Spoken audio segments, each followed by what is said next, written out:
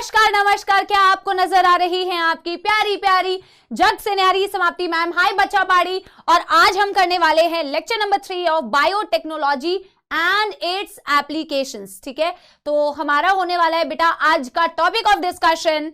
आज हमें दो टॉपिक्स का बेटा, आज हमें सबसे पहले जीन थेरेपी करनी है और फिर हमें बेटा शुरू करना है मॉलिक्यूलर डायग्नोसिस से। ठंड लग रही है बेटा। मॉलिक्यूलर डायग्नोसिस में लेट अस सी कि कौन कौन से टॉपिक्स हम आज कवर कर पाते हैं। वैसे मॉलिक्यूलर डायग्नोसिस में एलाइजा के बारे में हमें पढ़ना है, मॉलिक्यूलर डायग्नोसिस में हमें पीसीआर के बारे में पढ़ना है एंड मॉलिक्यूलर डायग्नोसिस में हमें ऑटो लिख दिया मैंने, ऑटो रेडियोग्राफी, इसके बारे में पढ़ना है। लेट अस सी बेटा हम कितना पढ़ पाते हैं और कितना कवर कर पाते हैं। ऑलराइट, चलिए जी, इसी बात के साथ में सबसे पहले बेटा हमारा देखो इंसुलिन से रिलेटेड जो एनसीईआरटी की रीडिंग थी वो बची हुई थी और हम सबसे पहले चलाएंगे समाप्ति एक्सप्रेस एंड बेटा क्विकली रिवाइज करेंगे जो हमने लास्ट क्लास में पढ़ा था। ठीक है, तो हमने लास्ट क्लास में बेटा क्या क्या चीज पढ़ी थी, कौन कौन से टॉपिक्स हमने लास्ट क्लास में कवर किए थे। In the previous class we discussed बेटा gene silencing, RNA interference, RNA silencing, और हमने पढ़ा था बेटा जीन थेरेपी और हमने क्या पढ़ा था बेटा, जेनेटिकली मॉडिफाइड इंसुलिन के बारे में। ठीक है, applications in the field of medicine. तो जहां हमने बेटा जीन साइलेंसिंग, एमआरएनए साइलेंसिंग के बारे में पढ़ा था, हमने कहा था यार अगर किसी की बॉडी में डीएनए है, डीएनए से बन रहा है आरएनए और आरएनए से बन रहा है प्रोटीन, और मेरे को चाहिए कि ये प्रोटीन नहीं को बनने का, तो हमें इस प्रोटीन को अगर नहीं बनने देना तो हमें इस आरएनए को चुप कराना है। मतलब बेटा समझ रहे हो ना मेरी बात, है ना। अगर मेरे को ये प्रोटीन नहीं बनवाना तो मेरे को उसके पहले की स्टेज को ही स्टॉप करना पड़ेगा। यानी कि अगर मेरे को बेटा मेरा अगर सिलेक्शन ना रुके, हाँ मेरा सिलेक्शन ना रुके, उसके लिए मुझे बेटा किस चीज को बेटा सही करना पड़ेगा, अपने बैकलॉग को। आप मेरी बात समझ रहे हो। देखो मैं एक चीज बताती हूँ आपको, देखती हूँ मैं बेटा रिलेट कर पाती हूँ कि नहीं। पढ़ाई ना करना इज इक्वल टू सिलेक्शन ना होना, हाँ या ना, सिलेक्शन ना होना। ऑफ कोर्स पढ़ाई अगर नहीं करेंगे, पढ़ाई ना करना विल लीड टू सिलेक्शन ना होना। अगर मेरे को चाहिए कि सिलेक्शन ना होना को हम रोक पाए, यानी कि हम सिलेक्ट हो जाएं, तो फिर बेटा अगर तुम्हें इसको रोकना है तो तुम्हें इसको रोकना पड़ेगा, फिर तुम्हें पढ़ाई करनी पड़ेगी। क्या तुम मेरी बात समझ पाए। मैंने कोशिश की कि मैं जस्टिफाई करूं, लेकिन मैं जस्टिफाई कर दिया बेटा। अब चाहे बेटा उसका दिमाग चाहिए, तुम्हारे दिमाग नहीं होगा तो तुम्हें समझ नहीं आएगा मैंने क्या बोला, बट एनीवे बेटा ठीक है। मतलब अगर मेरे को बेटा प्रोटीन नहीं बनानी है तो मेरे को मैम आरएनए को रोकना पड़ेगा, क्योंकि आरएनए ही इवेंचुअली मैम ट्रांसलेट करके प्रोटीन बनाती है, जो एग्जैक्टली हमने टोबैको प्लांट्स में किया था। टोबैको प्लांट्स को हो रही थी root knot disease. Root knot मतलब बेटा रूट्स में नॉट्स बन जा रहे थे, गांठें बन जा रही थी, due to the infection with Meloidogyne incognita. Meloidogyne incognita causes बेटा रूट नॉट डिजीज। और कैसे कॉज करती है मैम, उसकी बॉडी में आरएनए था, इट इज अ निमाटोड, उसकी बॉडी में डीएनए था, डीएनए से बनता है आरएनए, आरएनए से बनता है प्रोटीन, और वो प्रोटीन उसकी ग्रोथ और फीडिंग के लिए रिस्पॉन्सिबल होती है। अगर मैं उस प्रोटीन को बनने से रोक दूं, कैसे, क्योंकि मैं उसके आरएनए को साइलेंट कर दूं, तो फिर मैम वो फीड नहीं कर पाएगा, ग्रो नहीं कर पाएगा, इवेंचुअली रूट नॉट डिजीज नहीं कॉज कर पाएगा। अब बेटा हम करते क्या है, एग्रोबैक्टीरियम ट्यूमिफेशियंस का यूज करके हम जीन साइलेंसिंग में डबल स्ट्रैंडेड आरएनए के ऊपर डिपेंडेंट होते हैं, क्योंकि जब डबल स्ट्रैंडेड आरएनए बनता है मैम तभी जीन साइलेंसिंग हो सकती है। हमने मैम प्लांट्स को पेस्ट रेजिस्टेंट बनाना है, तो हमने प्लांट्स के अंदर बेटा क्या किया था, सब अपने अपने बेटा डायग्राम को खोल के देखो जो मैम ने आपको बताया था। हमने प्लांट्स के अंदर बेटा क्या किया था, नीमाटोड स्पेसिफिक जीन को इंट्रोड्यूस किया था। वो जीन्स बेटा नीमाटोड की इंट्रोड्यूस की थी, जो डीएनए बेटा नीमाटोड स्पेसिफिक जीन मतलब वो डीएनए जिससे आगे जाके बेटा क्या बनता है, जिससे आगे जाके बनता है आरएनए, जिससे आगे जाके बनता है प्रोटीन, जिसके हेल्प से बेटा नीमाटोड क्या कर पाता है, फीड कर पाता है, जिसकी हेल्प से नीमाटोड ग्रो कर पाता है। हमने वो नीमाटोड स्पेसिफिक जीन को बेटा क्या किया था, इंट्रोड्यूस किया था इनटू दी प्लांट्स, और हमने इस तरीके से बेटा उसे टीआई प्लाज्मिड की मदद से इंट्रोड्यूस किया था कि वो मैम सेंस और एंटी सेंस दोनों तरीके के एमआरएनए को बनाए। यूजुअली तो मैम सेंस एमआरएनए बनता है जब भी नॉर्मल तरीके से। आप नीमाटोड में नॉर्मली क्या देखते हो, नीमाटोड में आप नॉर्मली देखते हो कि डीएनए से आरएनए बनता है, जो आरएनए सेंस एमआरएनए होता है। सेंस एमआरएनए से प्रोटीन बनेगा, ऑब्वियस सी बात है। हमने नीमाटोड की जीन्स को बेटा कुछ इस तरीके से इंट्रोड्यूस कराया कि वो डबल स्ट्रैंडेड एमआरएनए बनाए, एंटी सेंस भी बनाए और सेंस भी बनाए जो एक दूसरे के लिए कॉम्प्लीमेंट्री हो, क्योंकि साइलेंसिंग तो मैम इस डबल स्ट्रैंडेड आरएनए की बनने की वजह से ही होती है। जैसे ही ये डबल स्ट्रैंडेड आरएनए बनता है ना बेटा, इसे रिकॉग्नाइज कौन करता था? रिकॉग्नाइज करता था डाइसर, इसके टुकड़े टुकड़े कर देता था, स्मॉल इंटरफेरिंग आरएनए बनाता था। इसको रिकॉग्नाइज कौन करता था बेटा? Risk, RNA induce silencing complex. जैसे रिस्क बेटा उस स्मॉल इंटरफेरिंग आरएनए से बाइंड करता है तो वो बेटा सेंस एमआरएनए को उड़ा देता है। उसके अब आपको उसके साथ में क्या दिखता है बेटा? रिस्क के साथ में बेटा, just give me a second, आपको रिस्क के साथ में बेटा सिर्फ और सिर्फ क्या नजर आता है? Anti sense mRNA. आपने प्लांट्स के अंदर ये सारा कार्यक्रम कर दिया। जैसे ही नीमाटोड्स प्लांट को फीड करने के लिए आएगा, नीमाटोड की बॉडी के अंदर रिस्क जाएगा along with the anti sense, और वो रिस्क विद एंटी सेंस सब अपने अपने डायग्राम से रिलेट करो बेटा, सब अपने अपने डायग्राम से रिलेट करो। रिस्क विद एंटी सेंस जैसे उसके में जाएगा, वो एंटी सेंस उस नीमाटोड की बॉडी के अंदर जो सेंस एमआरएनए होगा उसके साथ कॉम्प्लीमेंट्री बनाएगा बॉन्ड, और बेटा बाइंडिंग करके सेंस को बार बार उड़ा देगा। प्रोटीन कोड ही नहीं कर पाएगा वो, और प्रोटीन की कोडिंग नहीं होगी तो वो फीड नहीं कर पाएगा, ग्रो नहीं कर पाएगा, जीन साइलेंसिंग हो गई। तो gene silencing is because of the formation of double stranded RNA. मेरी बात समझ गए? फिर हमने बनाया जेनेटिकली मॉडिफाइड इंसुलिन, जिसके एनसीईआरटी की रीडिंग हम करेंगे। देखो आज तक world wide 30 recombinant therapeutics are being marketed, out of which बेटा इंडिया में उसमें से 12 को अभी हम मार्केटिंग कर रहे हैं। इंडिया में वर्ल्ड वाइड 30, इंडिया में 12। मैम कई सारे रिकॉम्बिनेंट, इसका एडवांटेज ये है जैसे हमने जेनेटिकली मॉडिफाइड इंसुलिन बनाया, जब हम इंसुलिन को मैम नॉन ह्यूमन सोर्सेज से जैसे कि पिग से निकाल रहे थे, कैटल से निकाल रहे थे, किल करके उनको, ऑब्वियसली किल्ड बेटा, स्लॉटर्ड हम कैटल और पिग से इन्हें निकाल रहे थे, एक्सट्रैक्ट करके उन्हें हम ह्यूमंस को दे रहे थे, तो ह्यूमंस के अंदर एलर्जी डेवलप हो रही थी। तो बेसिकली हमें इसका एक सोल्यूशन चाहिए था, क्योंकि एलर्जी डेवलप करेगी तो बेटा ऑफकोर्स हम वो वाला इंसुलिन तो यूज नहीं कर पाएंगे। तो हमने ऐसे केस में मैम क्या सोचा ना कि हम ना जेनेटिकली मॉडिफाइड इंसुलिन बनाते हैं। हमने इंसुलिन के बनने की मैकेनिज्म को समझा कि बॉडी के अंदर इंसुलिन कैसे बनता है। हमने मतलब जिन्होंने भी बनाया था, बहुत सारे लोगों ने ट्राई किया था बट सक्सेसफुली बेटा genetically modified insulin in the year 1983 Eli Lilly company of America, इन्होंने पहली बारी बनाया था। जब हमने इंसुलिन की हिस्ट्री देखी तो हमने देखा मैम इमेच्योर फॉर्म में पहले इंसुलिन बनता है, फिर वो मैच्योर फॉर्म में कन्वर्ट होता है हमारी बॉडी के अंदर। हमारी बॉडी में ए जीन, बी जीन, सी जीन होती है बेटा एक क्रोमोसोम पे, जो इंसुलिन को सिंथेसाइज करते हैं, क्रोमोसोम नंबर 11। आपको क्रोमोसोम लिखना नहीं है।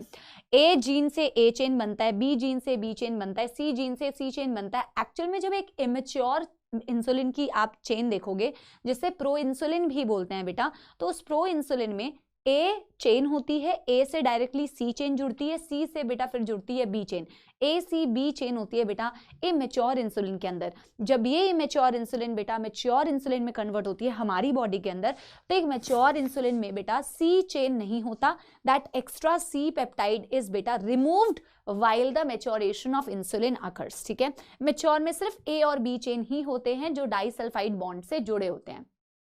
बात समझ में आ गई? वो मैच्योर इंसुलिन का चेन होता है। ये हमने ऑब्जर्व किया। बहुत सारे लोगों ने क्या किया ना बेटा, इंसुलिन बनाने के लिए जैसे नॉर्मली रिकॉम्बिनेंट डीएनए टेक्नोलॉजी करते हैं, ई कोलाई के अंदर बेटा आपने क्या किया, आपने प्लाज्मिड्स को एज अ वेक्टर यूज किया, प्लाज्मिड के साथ में इंसुलिन की जीन को जोड़ा, फिर उससे बेटा ई कोलाई के अंदर सिंथेसाइज करवाने की कोशिश की।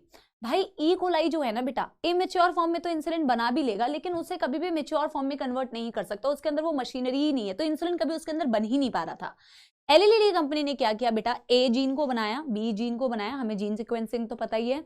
उन्होंने बेटा सेपरेटली ए जीन को प्लाज्मिड से जोड़ा, रिकॉम्बिनेंट बनाया, उस प्लाज्मिड को सेपरेट ई कोलाई के अंदर इंट्रोड्यूस करा के सेपरेटली ए चेन सिंथेसाइज कराया, और बेटा सेपरेटली दूसरे वाले बेटा बी जीन को बना के बी जीन को प्लाज्मिड के साथ में जोड़ के दूसरे ई कोलाई की पॉपुलेशन के अंदर बेटा बी चेन को सिंथेसाइज कराया।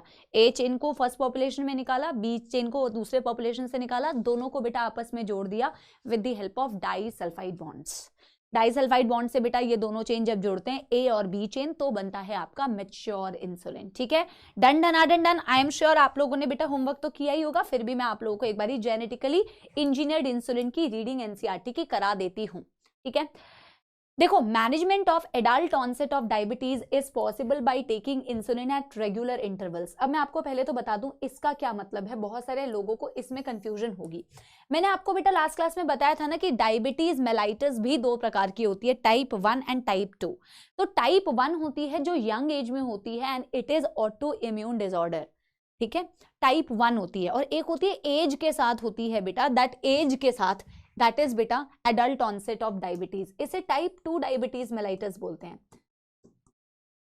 तो ये ऑटो इम्यून डिसऑर्डर नहीं है, ये टाइप 2 डायबिटीज मेलाइटस होती है। और ऐसे ही लोगों को जो एज के साथ, उम्र के साथ बेटा, उम्र के साथ जिनको बेटा ये वाली डायबिटीज होती है ना उम्र के साथ, तो as adult onset of diabetes, it is बेटा sorry, management of adult onset of diabetes is possible by taking insulin at regular interval. आपको मैं वैसे तो एक चीज बता दे रही हूँ, आप चाहो तो इसे मतलब चाहो तो क्या बेटा इसे नोट नहीं करना क्योंकि एनसीईआरटी में दिया नहीं हुआ है। मैं आपको साइड में छोटा सा बता देती हूँ आउट ऑफ क्यूरियोसिटी, अगर आप लोगों को लग रहा हो। एक होता है टाइप 1, एक होता है टाइप 2। जैसे कि मैंने बोला ना बेटा, टाइप 1 जो होता है ना ये ऑटो इम्यून है, ये ऑटो इम्यून है। तो इसमें क्या होता है, इसमें आप बॉडी में एंटीबॉडीज बनाते हो जो बीटा सेल्स को बेटा डैमेज कर देता है, जो बीटा सेल्स को डैमेज कर देता है बेटा। अगर बीटा सेल्स डैमेज हो गई ना तो इनमें इंसुलिन प्रोडक्शन ही नहीं होती, इनमें इंसुलिन प्रोडक्शन ही नहीं होती है। ऑटो इम्यून डिसऑर्डर है, ये बीटा सेल्स को डैमेज करता है। बीटा सेल्स अगर डैमेज होगी तो इंसुलिन प्रोडक्शन ही नहीं होता बेटा इन लोगों में। टाइप 1 यंग एज में जो होता है, जुविनाइल ऑनसेट ऑफ डायबिटीज बोलते हैं, जुविनाइल यंग एज में होता है, यूजुअली 20 से पहले। एडल्ट ऑनसेट ऑफ डायबिटीज बेटा ये टाइप 2 होता है। इसमें क्या होता है ना बेटा, आपके जो रिसेप्टर्स होते हैं ना इंसुलिन के, वो इनसेंसिटिव हो जाते हैं। इसमें रिसेप्टर्स बेटा इनसेंसिटिव हो जाते हैं, और जब रिसेप्टर्स बेटा इनसेंसिटिव हो जाते हैं तो क्या होता है ना, आपने बेटा बॉडी में इतना ज्यादा ग्लूकोज लेवल रखा कि आपकी जो रिसेप्टर्स थी वो काम कर करके थक गई। वो इतना काम की बेटा, इतना काम की, काम कर करके अब वो थक गई। अब वो बेटा थक चुकी है तुम्हारे ग्लूकोज को बेटा रेगुलेट करते करते। समझ रहे हो, लिखना किसी को नहीं है, बस एक चीज समझ लो कि ये जो एडल्ट दिया हुआ है इसका क्या मतलब है। तो काम करते करते ये थक गई बेटा, अभी और काम नहीं कर सकती, मतलब काम तो करेगी पर बड़ी ही इनसेंसिटिव हो गई। अब इनको काम कराने के लिए ना ज्यादा इंसुलिन का डोज चाहिए होता है। कम इंसुलिन में रेगुलर जो बॉडी के अंदर इंसुलिन प्रोड्यूस हो रहा है उस डोज में अब ये बेटा सेंसिटिव नहीं रहेंगी, ऑलरेडी बहुत इनसेंसिटिव हो गई है। तो आप इंसुलिन के इंजेक्शंस देते हो। जब इंसुलिन के बहुत ज्यादा इंजेक्शंस बेटा रेगुलर वे में देते हो तब बेटा आप इनको थोड़ी बहुत हेल्प कर पाओगे, क्योंकि रिसेप्टर्स बड़े ही इनसेंसिटिव बन चुके हैं। समझ रहे हो मेरी बात बेटा। तो दैट इज कॉल्ड एज बेटा एडल्ट ऑनसेट ऑफ डायबिटीज। ठीक है जी। अब बेटा आगे क्या बोला, what would a diabetic patient do if human insulin was not available. अगर इंसुलिन मैम अवेलेबल नहीं होता, बेचारा ये बंदा क्या करता मैम, डायबिटीज वाला पेशेंट क्या करता। If you discuss this you would soon realise that one would have to isolate and use insulin from other animals. बोला मैम अगर डायबिटिक पेशेंट क्या करता अगर ह्यूमन इंसुलिन अवेलेबल नहीं होता। अगर आप इसको डिस्कस करोगे तो आपको रियलाइज होगा कि यार आपको ना फिर इंसुलिन को आइसोलेट करना पड़ता, यूज करना पड़ता दूसरे एनिमल सोर्सेज से। Would that insulin isolated from other animals be just as effective as secreted by the human body itself, and would it not elicit an immune response in the human body? बोला कि क्या जो insulin आपने animals में से निकाला, दूसरे animals में से निकाला, क्या वो उतनी ही इफेक्टिव होती? क्या वो आपके बॉडी के अंदर जब आती तो किसी तरीके का इम्यून रिस्पॉन्स नहीं जनरेट करती? डेफिनेटली करती बेटा। Now imagine if a bacteria was available that could make human insulin. Suddenly the whole process becomes so simple. You can easily grow large quantity of bacteria and make insulin as much as you need. Bacteria इतनी बेटा आसान है culture करने में, bacteria इतनी जल्दी जल्दी बेटा अपनी जनरेशंस को आगे बढ़ाती है। तो भैया सडनली जैसे तुम इमेजिन करते हो ना कि यार अगर बैक्टीरिया के अंदर मैं कहीं ना कहीं किसी ना किसी तरीके से इंसुलिन प्रोड्यूस करवा दूं, अगर बैक्टीरिया के अंदर मैं इंसुलिन प्रोड्यूस करवा दूं तो हमारा ये पर्पस जो है बड़ा आसान और बहुत तगड़ा इफेक्टिव हो जाएगा, right. Think about whether the insulin can be orally administered to diabetic people और नॉट। नहीं लिया जा सकता बेटा, मैंने आपको पिछली क्लास में भी बताया था, प्रोटीन होता है, प्रोटीन डाइजेस्ट हो जाएगा। Insulin used for diabetes was earlier extracted from pancreas of slaughtered cattle and pigs. पहले बेटा किल करके कैटल्स और पिग्स को, उनमें से बेटा इंसुलिन को निकाला जाता था। Insulin from an animal source though caused some patients to develop allergy and other type of reactions to the foreign protein. पर मैंने आपको बताया था एलर्जी डेवलप हो जाती थी, रिएक्शंस डेवलप हो जाती थी। Insulin consists of two short polypeptide chains, chain A and chain B, that are linked together by disulfide, लिखा होगा disulfide bridges. मैंने ये चीज बेटा आपको बताई थी ना कि दो इंसुलिन कंटेन मतलब मेच्योर इंसुलिन की बात कर रहे हैं. मेच्योर इंसुलिन में ऐसे दो चेन होते हैं जो डाइसल्फाइड बॉन्ड से जुड़े हुए होते हैं. ये डायग्राम भी मैंने बेटा आपको प्रीवियस क्लास में बताया था. In mammals including human, insulin is synthesised as a pro hormone. हमारी बॉडी में, in fact most of the mammals की बॉडी में इंसुलिन प्रो हार्मोन के फॉर्म में सिंथेसाइज होता है. प्रो हार्मोन का मतलब क्या होता है बेटा? Immature form of hormone, pro insulin. Just like a pro enzyme, जैसे एंजाइम में भी प्रो एंजाइम होता है, इनएक्टिव फॉर्म ऑफ एंजाइम, है ना. The pro hormone also needs to be processed before it becomes a fully mature and functional hormone which contains extra stretch of C peptide. मतलब एक immature या pro hormone में एक extra C peptide होता है, and the C peptide is not present in a mature insulin. mature में वो नहीं होता है मैम. This C peptide बेटा it is removed during maturation of insulin. और मैंने आपको बताया था main challenge for production of insulin using recombinant DNA technology was getting insulin assembled into the mature form. सबसे बड़ा challenge जो था बेटा वो यही challenge था कि immature insulin को मेच्योर में कैसे कन्वर्ट करें, जिसका प्रॉब्लम किसने सॉल्व किया? Eli Lilly of America. 1983 में Eli Lilly an American company prepared 2 DNA sequences corresponding to A and B. उन्होंने दो बेटा DNA सीक्वेंसेस बनाए क्योंकि हमें इसकी सारी इंफॉर्मेशन थी, जो ए जीन के लिए करस्पॉन्डिंग थी, बी जीन के लिए करस्पॉन्डिंग थी, of human insulin, and introduced them into the plasmids of E coli to produce human insulin. E coli के अंदर बेटा प्लाज्मिड्स की मदद से उन्होंने क्या किया? इंसुलिन चेन को प्रोड्यूस किया, but separately. Chain A and B were produce separately, extracted and combined, creating disulphide bonds to make human insulin. Separately बनाया और फिर बेटा उन्होंने उसको ज्वाइन किया. मेरी बात समझ रहे हो? Yes everybody. चलिए बहुत ही बढ़िया, बहुत ही शानदार. अब बेटा हम क्या स्टार्ट करने जा रहे हैं? अब हम स्टार्ट करने जा रहे हैं जीन थेरेपी. ठीक है, जीन थेरेपी छोटा सा है, देखो एनसीईआरटी में इतना सा दिया हुआ है.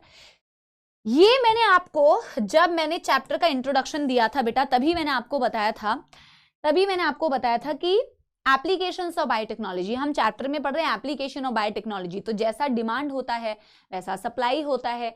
जब आप जीन थेरेपी की बात करते हैं तो इट्स अ थेरेपी. थेरेपी में क्या होता है?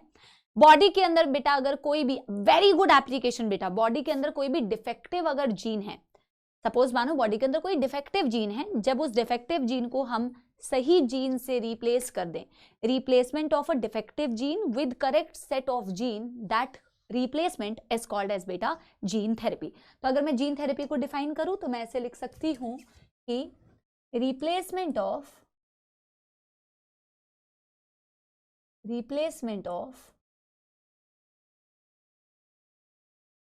डिफेक्टिव जीन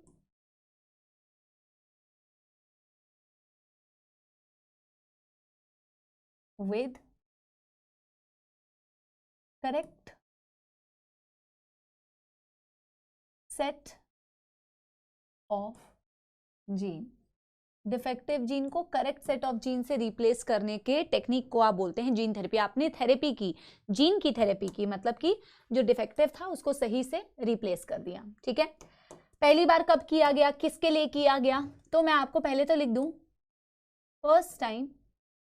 ये बेटा डेटाबेस, मैंने कहा ना इस चैप्टर में अगर कहीं पे डेटा दिया हुआ है, जस्ट लाइक बायोटेक्नोलॉजी का फर्स्ट चैप्टर जो पढ़ा, डेटा, ईयर, साइंटिस्ट के नाम, तो बेटा उस पर्टिकुलर पार्ट से क्वेश्चन आ सकता है. तो इसमें दिया हुआ है बेटा कि जीन थेरेपी फर्स्ट टाइम कब किया गया? First time performed for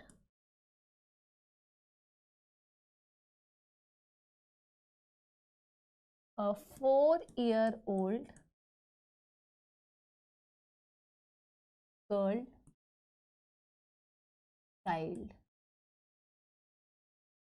4-year-old girl child के लिए बेटा इससे परफॉर्म किया गया,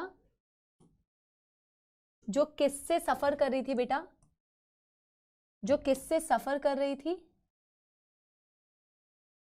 was suffering from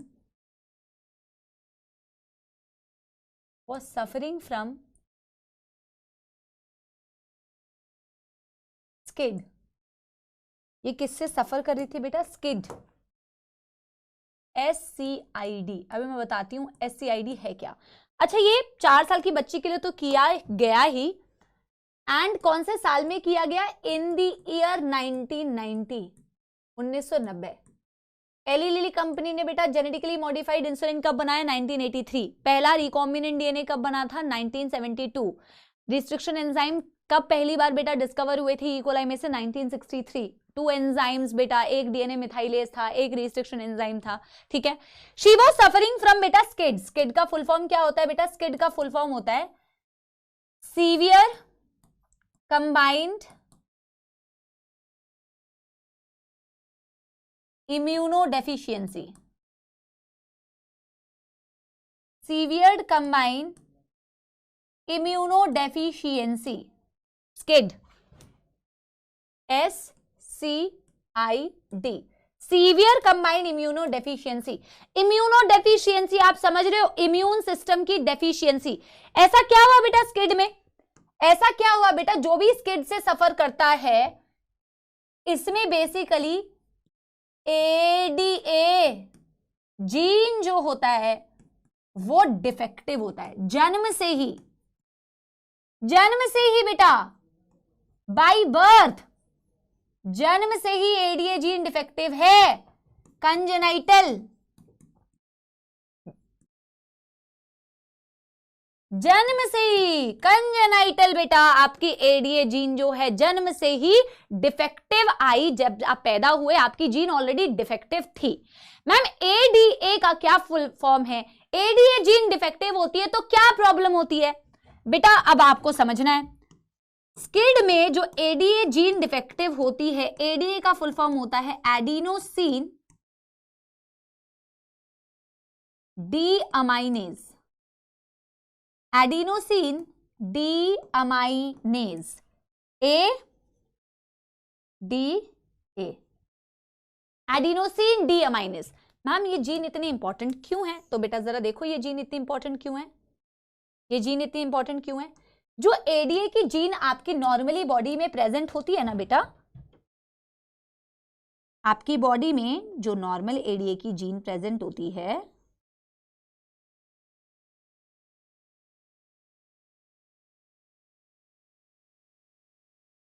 आपकी बॉडी में जो नॉर्मल ADA की जीन प्रेजेंट होती है वो ADA की जीन बनाती है ADA। आपकी जो नॉर्मल ADA की जीन है वो फॉर्म करती है ADA नाम का एंजाइम, वो फॉर्म करती है ADA नाम का एंजाइम। ADA एंजाइम क्या है? एडिनोसिन डीअमाइनेज। तो मैम अगर ये एंजाइम ना हो तो क्या होगा बेटा? ये आपकी इम्यून सिस्टम के लिए बहुत इंपॉर्टेंट एंजाइम है। एडिनोसिन डीअमाइनेज एंजाइम जो होता है, it's very very important enzyme for proliferation of your lymphocytes.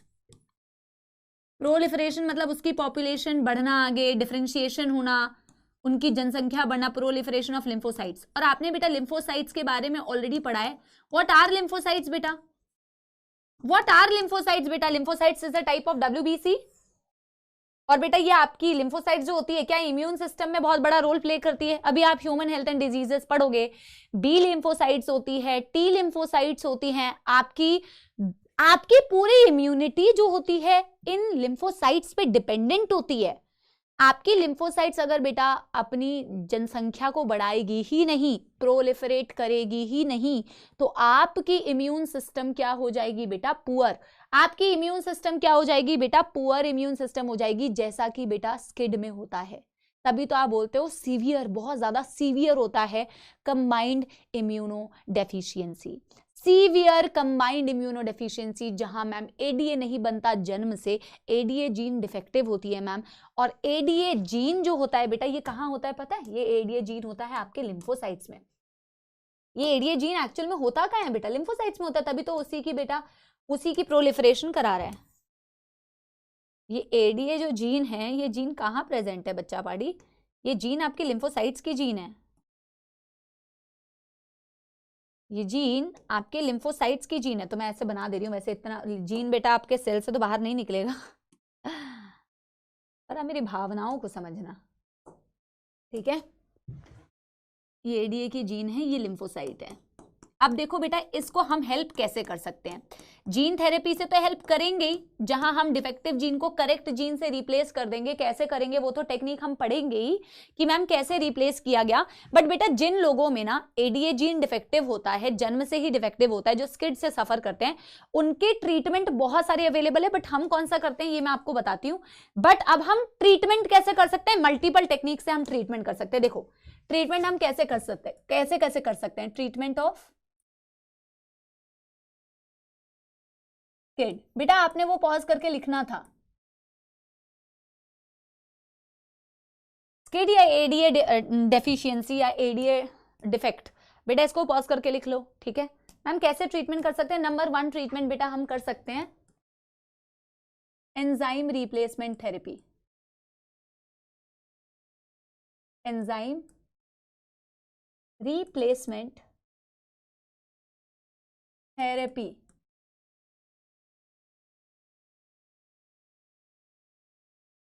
Enzyme replacement therapy को बोलते हैं शॉर्ट में ईटी थेरेपी। बेटा ईटी थेरेपी, आप एंजाइम को ही रिप्लेस कर दो ना। मैम प्रॉब्लम किस में थी, प्रॉब्लम थी एंजाइम में। एंजाइम नहीं बन रहा था, एंजाइम नहीं बन रहा था तो लिम्फोसाइट्स प्रोलिफरेट नहीं कर रहे थे। हम क्या करते हैं मैम, इंजेक्शंस के थ्रू बंदे को डायरेक्टली एंजाइम ही दे देते हैं। बट बेटा आपको बार बार ये कोई परमानेंट ट्रीटमेंट नहीं है, ये कोई परमानेंट क्योर नहीं है कि आपने एक बार ही बंदे को एंजाइम के इंजेक्शंस दिए तो वो बेटा जिंदगी भर के लिए खुश हो गया। नहीं, ये कोई परमानेंट सोल्यूशन नहीं है। आपको बेटा रेगुलरली एंजाइम के इंजेक्शंस उस बेटा पेशेंट को बार बार करके देने पड़ेंगे। बट यस, आप एंजाइम रिप्लेसमेंट थेरेपी कर सकते हैं। आप एंजाइम्स को बेटा इंजेक्शंस के थ्रू पेशेंट को देके उसकी हेल्प डेफिनेटली कर सकते हैं, but this is not a permanent solution, ठीक है। एंजाइम रिप्लेसमेंट थेरेपी में हमने क्या किया, injections, injection of ADA would be given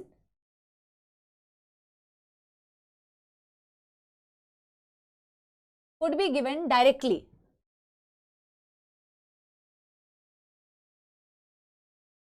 to the patient। आप डायरेक्टली एंजाइम्स के इंजेक्शन दे दो, but needs to be done periodically, but needs to be done time to time,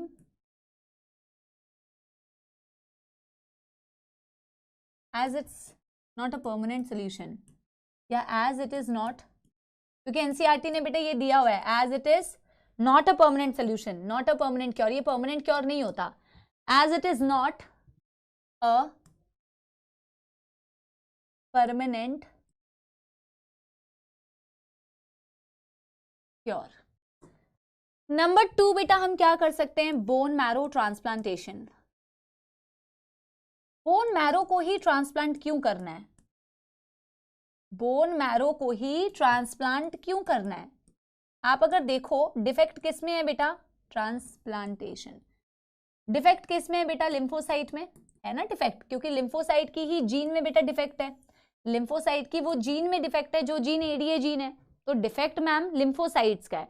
lymphocyte is a type of white blood cell, white blood cell is a type of blood cell and blood cells are formed from the bone marrow. Blood cells जो है बेटा यानी कि आपके bone marrow से बन रही है, यानी लिम्फोसाइट्स भी बेटा कहां से बन रही है, बोन मैरो से बन रही है। और आपकी लिम्फोसाइट्स है डिफेक्टिव, आपकी मतलब जो उसके पास भी बेटा स्किड से जो सफर कर रहा है उसकी लिम्फोसाइट्स हैं बेटा डिफेक्टिव। आप क्या कर सकते हो बेटा, सूटेबल डोनर ढूंढोगे, सूटेबल डोनर से आप ऑफकोर्स करेक्ट सेल्स बेटा उसके बोन मैरो से आप क्या कर सकते हो, बोन मैरो को ट्रांसप्लांट कर सकते हो। बट अगेन बेटा this is not a permanent solution, क्योंकि सेल्स की बेटा अपनी एक लाइफ स्पैन है और आपको ये वाला प्रोसेस भी बार बार करना पड़ेगा। इवन आफ्टर आप एक बारी में आप बोन मैरो ट्रांसप्लांट नहीं करते हो, कुछ सेल्स की आप रिप्लेसमेंट कर सकते हो, बट देन बेटा again and again you have to replace these cells बेटा time to time periodically. Again bone marrow transplantation भी क्या होगा बेटा, परमानेंट सोल्यूशन नहीं होगा। एक तो पता है आपको बहुत सूटेबल डोनर मिल पाना भी बहुत मुश्किल है, एक सूटेबल डोनर जिसके साथ आपकी मैचिंग हो वो मिल पाना भी बहुत मुश्किल है। और बेटा इस थेरेपी को भी बार बार करना पड़ता है, that is why it is not a permanent solution. तो यहाँ पे हम क्या करते हैं बेटा, since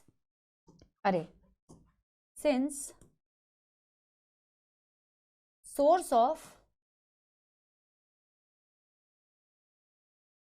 of lymphocytes, which is a type of WBC,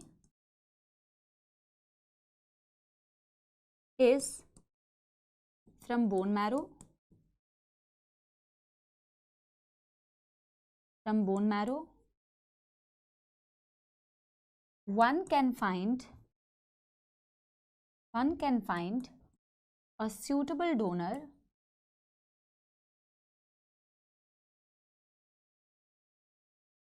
to replace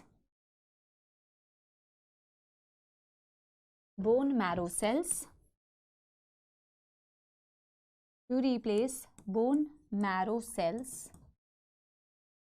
but again not a permanent cure.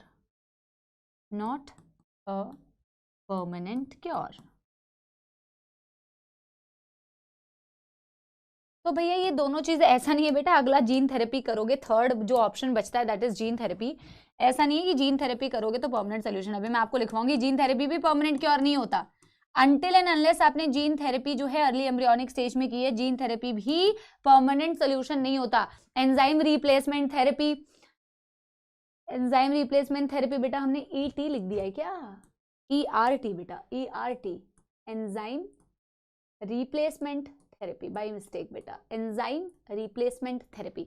चाहे आप एंजाइम रिप्लेसमेंट थेरेपी करो, चाहे आप बोन मैरो ट्रांसप्लांटेशन करो, चाहे आप जीन थेरेपी करो, जहां आप क्या करते हो, defective gene replaced by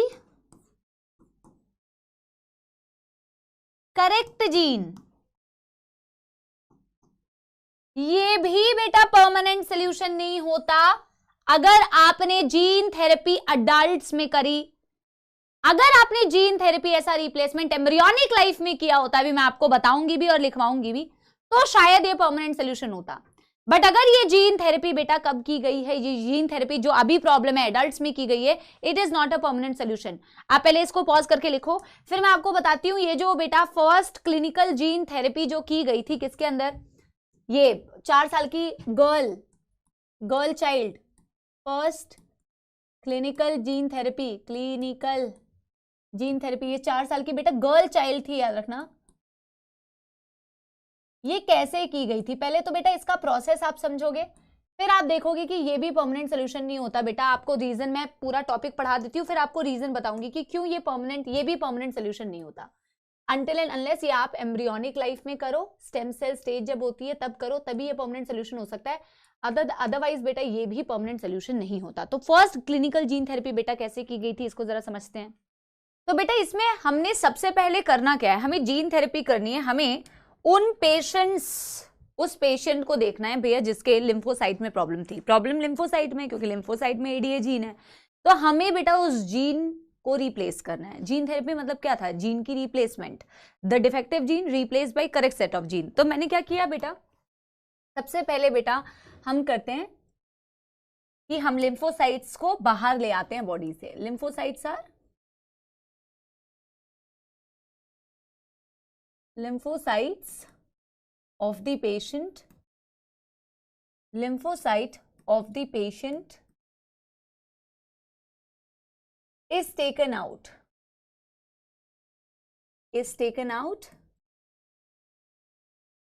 and cultured। उसको आप कल्चर करोगे बेटा लैब में, है ना, उसे आप लैब में कल्चर करोगे, बाहर बॉडी के निकाल के कल्चर करते हैं भैया, एक डब्बा बनाते हैं और आपको दिखाते हैं कि यार हमने बॉडी से बाहर लिम्फोसाइट्स को निकाला बेटा, और फिर बॉडी के बाहर उन लिम्फोसाइट्स को हमने कल्चर किया जिनको हमें ठीक करना है, अभी जिनको हमें ठीक करना है, जिसकी जीन में प्रॉब्लम है ना। तो ये मैंने बेटा लैब में, ये रही मेरी डिफेक्टिव लिम्फोसाइट, जिसमें मुझे क्या करना है मेरे प्यारे बच्चों, सही जीन बेटा डालनी है, सेल्स के अंदर सही जीन मुझे डालनी है। तो ये मैं लिख दे रही हूं, डिफेक्टिव सेल्स हैं ये,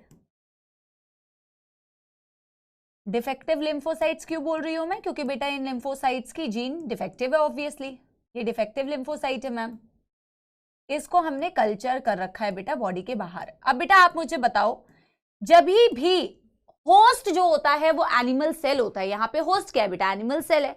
जब भी होस्ट एनिमल सेल होता है तो उसमें हमें जब भी जीन इंसर्ट करना है, उसमें हमें जीन को डालना है, तो हम एज अ वेक्टर किसे यूज करते हैं मैम? रेट्रोवायरसेस को यूज करते हैं, हाँ या ना? यहाँ पे भी मैम हम रेट्रोवायरसेस का यूज करेंगे। बट एनसीईआरटी ने एक बहुत बेहतरीन लाइन लिखी हुई है कि using retroviruses ADA cDNA is inserted into the lymphocytes। बोला है रेट्रोवायरसेस का इस्तेमाल करके ADA की cDNA को हम इंसर्ट करते हैं। बच्चों को ना cDNA समझ नहीं आता कि cDNA कैसे, बच्चों को ये सारी बातें समझ में आ जाती है कि हाँ मैम प्लांट था तो आप एग्रोबैक्टीरियम ट्यूमीफेशियन का इस्तेमाल कर रहे थे, TI प्लाज्मिड का इस्तेमाल कर रहे थे। मैम यूजुअली जब हमारा बैक्टीरिया होता है, E. coli होता है, तो हम मैम प्लाज्मिड्स का यूज करते हैं। बट यहाँ पे होस्ट हमारा एनिमल सेल है, तो ऑब्वियस ही बात है मैम हम किसका इस्तेमाल करेंगे? बेटा एक सेकंड रुकना ना, ये सीधा नहीं होता ना, अभी भी सीधा नहीं हुआ है। बट कोई नहीं बेटा, मैं नहीं कर रही अब सीधा, इरिटेशन हो जाती है। यानी हाँ, तो ये भी बच्चों को समझ में आता है मैम रेट्रोवायरसेस का इस्तेमाल करना चाहिए डेफिनेटली। अभी देखो मैं एक लाइन तो यहाँ पे लिख रही हूँ, फिर उसकी एक्सप्लेनेशन में राइट साइड में दूंगी बेटा। तो मैं यहाँ पे लिख सकती हूँ मैम यूजिंग, जैसा कि एनसीईआरटी ने कहा है बेटा, यूजिंग रेट्रोवायरसेस, यूजिंग रेट्रोवायरसेस क्योंकि एनिमल है बेटा, आपका होस्ट एनिमल सेल है। Using retroviruses a functional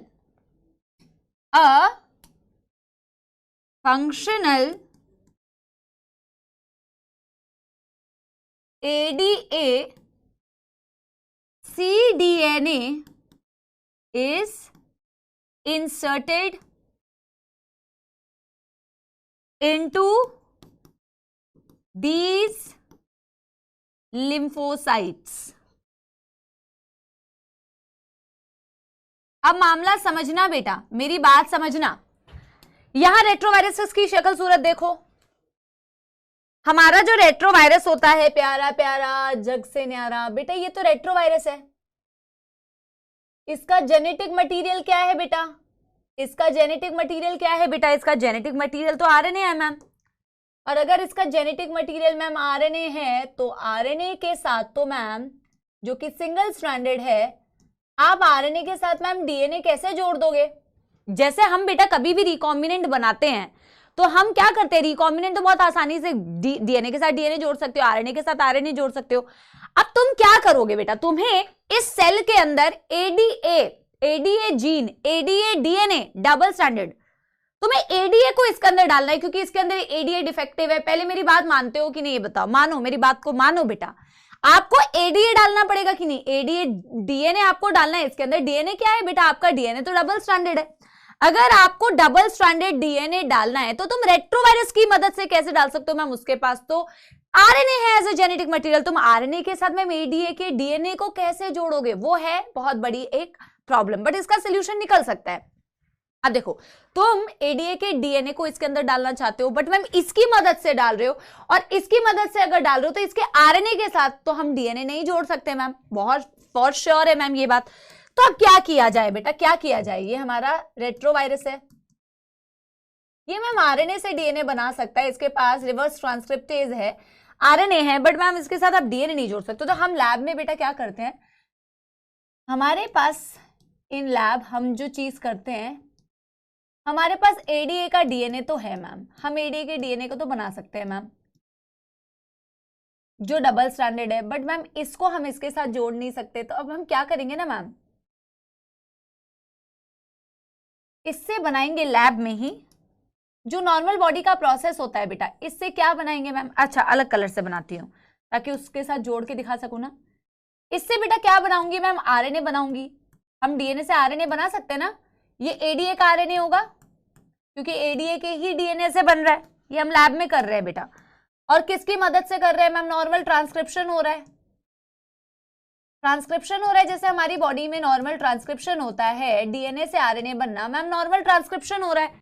transcription से हम एडीए के डीएनए से मैम एडीए का आरएनए बनवा रहे हैं। जैसे एडीए का आरएनए बनता है ना मैम, अब हमारे पास ये चांस है कि हम इस आरएनए को जाके किससे जोड़ दे बेटा? इसके जेनेटिक मटेरियल से। अब इसे कंबाइन कर सकते हो बेटा वायरस के साथ में। तुम वायरस के जेनेटिक मटेरियल के साथ में अपने एडीए के आरएनए को जोड़ सकते हो। और अब आप मुझे एक बात बताओ, अब मैं यहां पे लिख रही हूं बेटा step by step, link with the RNA of retrovirus. अब आप मुझे एक बात बताओ बेटा, अगले स्टेप में मैं कह रही हूं ये हमारा रेट्रोवायरस है, अब इसकी मदद से हमें अपने बेटा जीन को डालना है ना अंदर। ये इसका था, इसके साथ में हमने बेटा अपना वाला जोड़ दिया। आप मुझे एक बात बताओ बेटा, आप मुझे एक बात बताओ जो कि आप बताओगे और मैं साइड में लिख भी रही हूं, ये हमारा क्या है बेटा, एडीए का आरएनए, एडीए के आरएनए जो कि ऐसा दिख रहा है। अब बेटा ये वायरस क्या कर सकता है मैम, इस वायरस के पास पोटेंशियल है, इस वायरस के पास और ये डिजार्म्ड पैथोजन है बेटा, ये आपको कोई बीमारी कॉज नहीं करेगा। डिजार्म्ड पैथोजेंस को, डिजार्म्ड वेक्टर्स को यूज कर रहे हो आप। अब आप क्या कर सकते हो मैम, इस एडीए के आरएनए से वायरसेस की मदद से, वायरस की मदद से मैम इससे आप बना सकते हो सीडीएनए बेटा।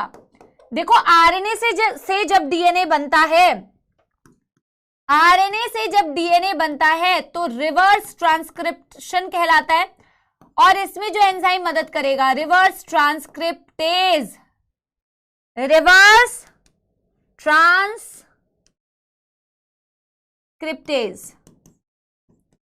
आप रिवर्स ट्रांसक्रिप्शन चलाते हो, आप रिवर्स ट्रांसक्रिप्शन चलाने का मतलब होता है मैम, रिवर्स ट्रांसक्रिप्शन चलाने का मतलब होता है मैम उल्टी डायरेक्शन में ट्रांसक्रिप्शन होना।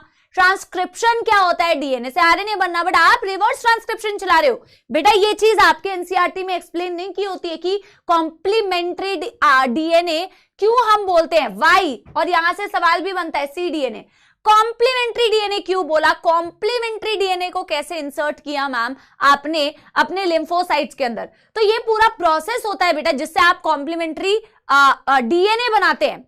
और बनाने की रिक्वायरमेंट क्या है, क्योंकि वायरस का जीनोम जो है मैम वो आरएनए है। आप कैसे ऐसी बातें कर सकते हैं कि डीएनए से आरएनए को जोड़ेंगे, बट हम अपने एडीए के डीएनए से पहले आरएनए बनाते हैं। हमारा जैसे ही एडीए का आरएनए बन जाता है हम उसको वायरसेस के साथ जोड़ सकते हैं। और वायरसेस के पास बेटा रिवर्स ट्रांसक्रिप्शन की प्रॉपर्टी होती है, वो क्या कर सकता है, उसी आरएनए से मैम सीडीएनए बनाएगा। सीडीएनए मतलब कॉम्प्लीमेंट्री डीएनए, सी का मतलब होता है, सी का यहां मतलब होता है कॉम्प्लीमेंट्री।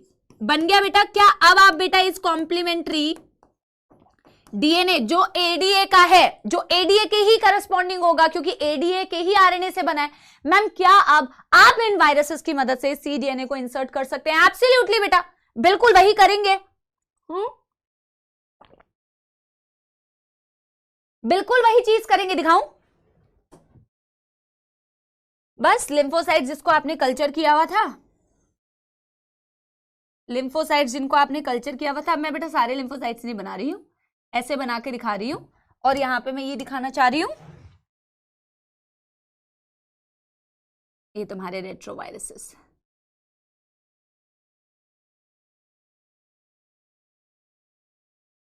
अरे भाई, है ना? अब बेटा इसकी मदद से क्या इंसर्ट कर दिया,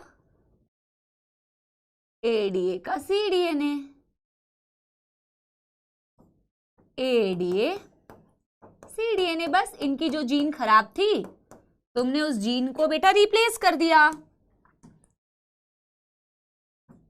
किसकी मदद से, रेट्रोवायरसेस। इसी को जीन थेरेपी कहते हैं। बट जैसे कि मैंने आपसे कहा था टॉपिक की शुरुआत में कि बेटा this is also not the permanent solution, ये भी परमानेंट सोल्यूशन नहीं होता। क्यों नहीं होता, कोई बच्चा मुझे सोच के बताएगा? आप बेटा इसे पॉज करके एक बारी नोट डाउन करो, पॉज करके नोट डाउन करो। ये भी परमानेंट सोल्यूशन नहीं होता मैम। ये परमानेंट सोल्यूशन इसीलिए नहीं होता क्योंकि लिम्फोसाइट्स बेटा अमर नहीं है, लिम्फोसाइट्स अमर नहीं है। लिम्फोसाइट्स ऐसा नहीं है एक बारी तुमने बेटा सेल्स को बॉडी से बाहर निकाला, कल्चर किया, और कल्चर करके उसमें मैम करेक्ट जीन डाली, फिर बेटा उसे बॉडी में वापस से बेटा रिटर्न कर देते हैं। ऑब्वियसली कल्चर करके इनमें correct, then it is return back to the body. आप इसे बॉडी में वापस रिटर्न कर दोगे, बट यू हैव टू बेटा do this process again and again.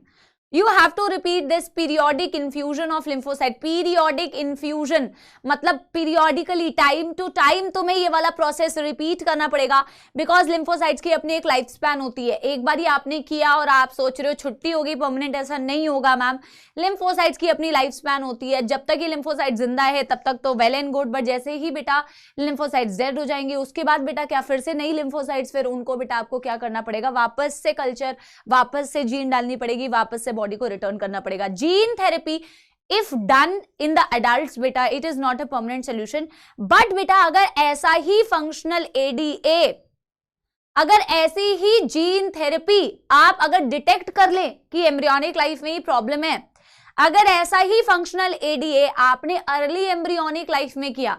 Early embryonic life का क्या मतलब होता है, जैसे आपका जाइगोट था, जाइगोट जाके बेटा morula, blastula. Early embryonic life में अच्छी बात यह है कि स्टेम सेल्स होते हैं. अभी बेटा सेल्स डिफरेंशिएट नहीं हुए हैं, अभी तो आप बॉल जैसे दिख रहे होते हो. पहले जाइगोट सिंगल सेल होता है, 2 सेल स्टेज, 4 सेल स्टेज. अभी तो बेटा आपकी बॉडी में डिफरेंशिएशन ही नहीं हुई है कि कौन सी चीज आगे जाके किस पर्टिकुलर पार्ट में डिफरेंशिएट करेगी. अभी तो सबकी डेस्टिनी फाइनल ही नहीं होती है कि ये वाला पोर्शन आगे जाके ये बनाएगा, ये वाली चीज बेटा आगे जाके ये बनाएगी. अभी आपकी डेस्टिनी जो है बेटा वो डिसाइडेड ही नहीं है. थैंक यू भैया. डेस्टिनी डिसाइडेड नहीं है तो बेटा आपकी एम्ब्रियोनिक लाइफ में अगर आपने यही रिप्लेसमेंट कर दी, जब स्टेम सेल्स होते हैं, स्टेम सेल्स क्या थे बेटा, जो आपकी बॉडी के हर एक पार्ट को बनाएंगे, तो बेटा क्या होगा, स्टेम सेल स्टेज में अगर आपने फंक्शनल एडीए डाल दिया तो बेटा आगे जाके जब वो डिफरेंशिएट करेंगी सेल्स, तो आपके हर एक सेल के पास फंक्शनल जीन पहुंच जाएगा. क्योंकि एम्ब्रियोनिक, अर्ली एम्ब्रियोनिक स्टेज में तो अभी सेल्स डिफरेंशिएट ही नहीं की है, तो आगे जाके जब ये डिफरेंशिएट करेंगी तो फंक्शनल एडीए आपके हर सेल के पास पहुंचेगा. That is a permanent cure, this is not a permanent cure. इसको एक बार नोट डाल के लिख दे मेरे प्यारे बच्चों. यस, फिर एनसीईआरटी की रीडिंग करेंगे, ठीक है. अब देखो, this is also not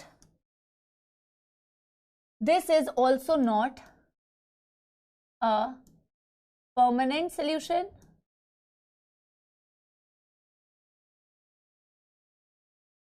This is also not a permanent solution as lymphocytes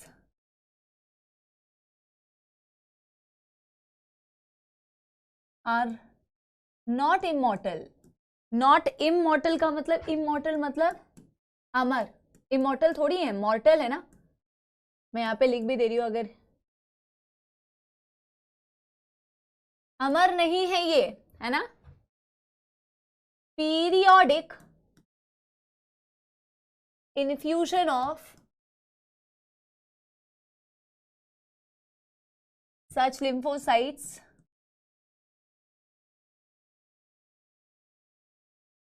periodic infusion of such lymphocytes required for the patient, for the patient. ठीक है. अब हम लिखेंगे नोट डाल के,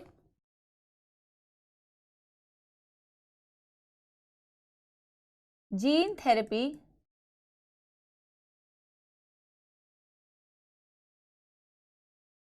if performed at early embryonic stage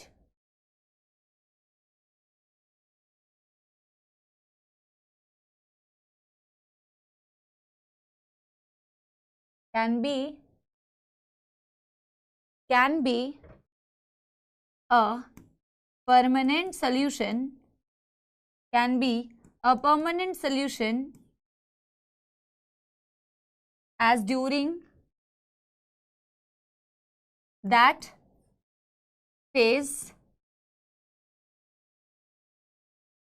stem cells are present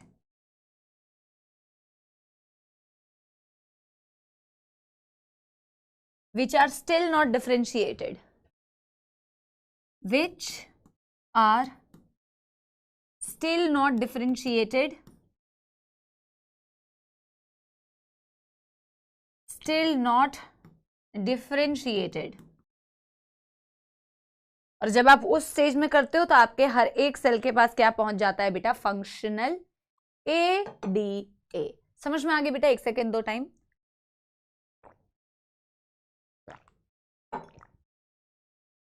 done done done done, बहुत सही बेटा। एक बार एनसीईआरटी की रीडिंग करते हैं। If a person is born with a hereditary disease, can a corrective therapy taken for such a disease? अगर hereditary disease के साथ बेटा एक इंसान पैदा होता है, कैन बेटा a corrective therapy be taken, क्या हम कोई थेरेपी कर सकते हैं? Absolutely. Gene therapy is an attempt to do this. हम जीन थेरेपी मैम कर सकते हैं। होता क्या है मैम, देखो वही चीज लिखी हुई है। Gene therapy is a collection of methods that allows the correction of a defective gene that has been diagnosed in a child or embryo। बोला जीन थेरेपी मैम एक करेक्शन थेरेपी है जहां अगर एक बच्चे में या एम्ब्रियो में जीन डिफेक्ट को मैम रिकॉग्नाइज किया गया है तो उस सिचुएशन में हम उसके डिफेक्ट को करेक्ट कर सकते हैं। क्या करते हैं ma'am? Here the genes are inserted into a person cell and tissues to treat a disease। Correct gene को हम इंसर्ट करते हैं। Correction of a genetic defect involves delivery of a normal gene into the individual or the embryo to take over the function and compensate the non-functional gene। बोला ma'am gene therapy में हम एक correct set of gene को ma'am एक cell के अंदर, एक embryo में या एक इंडिविजुअल सेल के अंदर मैम हम उसको इन्फ्यूज करते हैं ताकि वो जो नॉन फंक्शनल जीन था उसको कॉम्पनसेट हम कर पाए। द फर्स्ट क्लिनिकल बेटा gene therapy was given in 1990 to a 4-year-old girl. लड़की को दिया गया था, बच्ची को दिया गया था with adenosine deaminase deficiency. उसको वो स्किड से सफर कर रही थी, सीवियर कंबाइंड इम्यूनो डेफिशिएंसी, जहां एडीए जीन खराब होती है, एडीए डेफिशिएंट होते हैं बेटा। This enzyme is crucial for the immune system to function. ये एंजाइम इम्यून सिस्टम के फंक्शन के लिए बहुत इंपॉर्टेंट होता है, क्रूशियल होता है। The disorder is caused due to the deletion of the gene for adenosine deaminase। ये बेटा इसीलिए होता है, ये डिसऑर्डर इसीलिए होता है बिकॉज वो जीन डिलीट हो चुकी होती है। जीन में डिफेक्ट है बेटा, डिफेक्टिव का मतलब होता है मैम वो जीन ही डिलीट हो गई होती है जो एडिनोसिन डीएमाइनेज को बनाएगी। In some children, ADA deficiency can be cured by bone marrow transplantation। किसी बच्चे में मैम हम bone marrow transplantation से उसे ठीक कर सकते हैं। In others, it can be treated by enzyme replacement therapy। किसी में मैम एंजाइम रिप्लेसमेंट थेरेपी कर सकते हैं। In which functional ADA is given to the patient by injection. उसमें हम फंक्शनल एडीए को इंजेक्शन के थ्रू ही दे सकते हैं, तभी तो बेटा हम क्या बोल रहे हैं, एंजाइम को ही रिप्लेस कर दिया। But the problem with both the approaches is that they are not completely curative. दोनों ही कंप्लीटली क्योरेटिव नहीं होते। As the first step of gene therapy, अब जीन थेरेपी कैसे की जाती है? फर्स्ट स्टेप में lymphocytes from the blood of the patient are grown in the culture outside the body. सबसे पहले आप जो डिफेक्टिव lymphocytes है पेशेंट की, उसे बॉडी के बाहर लेके आओ, उसे कल्चर मीडियम में ग्रो करो। A functional ADA cDNA using a retroviral vector is then introduced into the lymphocytes which are subsequently returned back to the patient। Retroviruses की मदद से एक फंक्शनल एडीए की सीडीएनए, मैंने आपको बता दिया सीडीएनए क्यों बोला, रेट्रोवायरसेस की मदद से इसे कैसे इंसर्ट करते हो, तो आपने इसको बेटा इंसर्ट किया पेशेंट के अंदर। However, these cells are not immortal। ये इमॉर्टल तो है नहीं मैम, इनकी भी डेथ होनी है।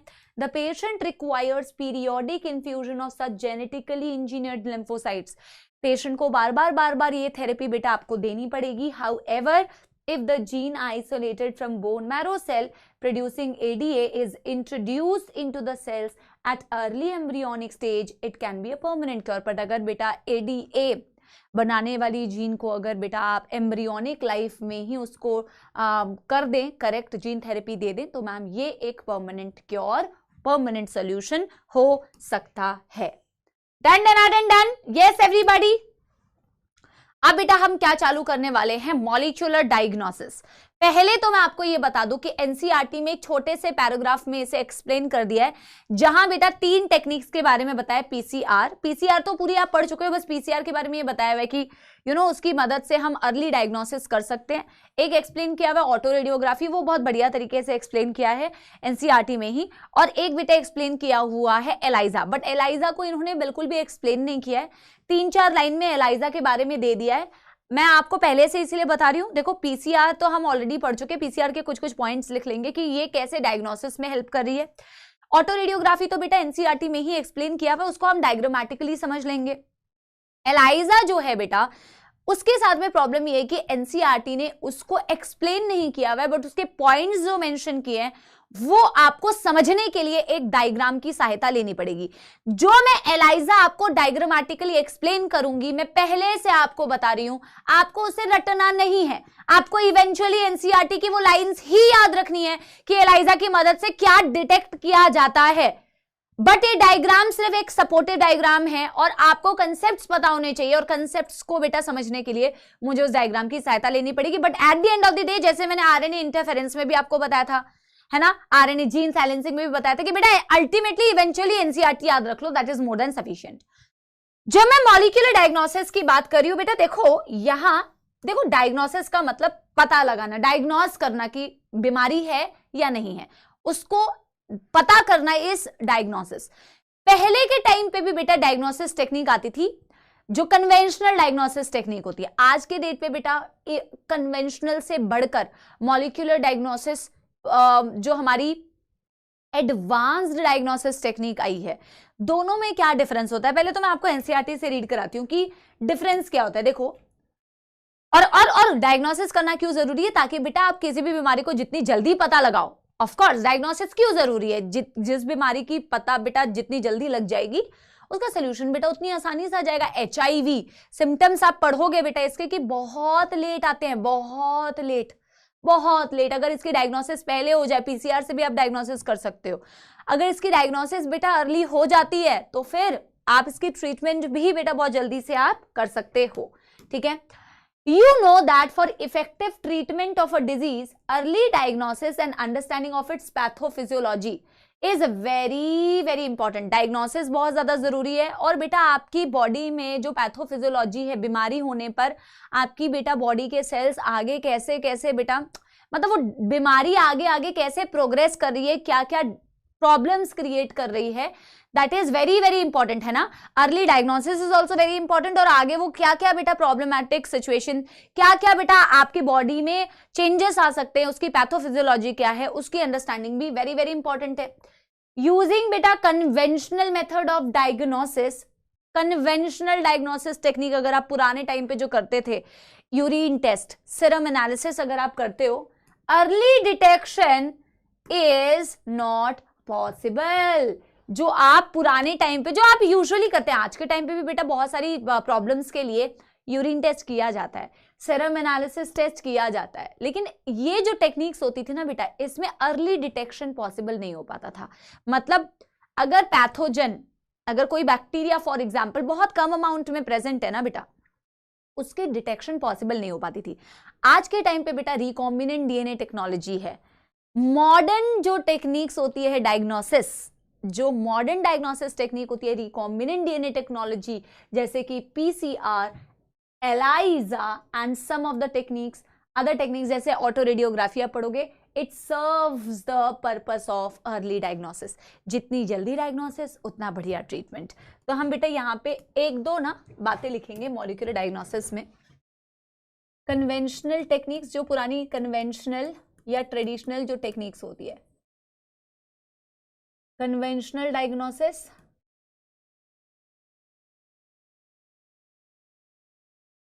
और यहां पे रिकॉम्बिनेंट डीएनए टेक्नोलॉजी या modern diagnosis technique.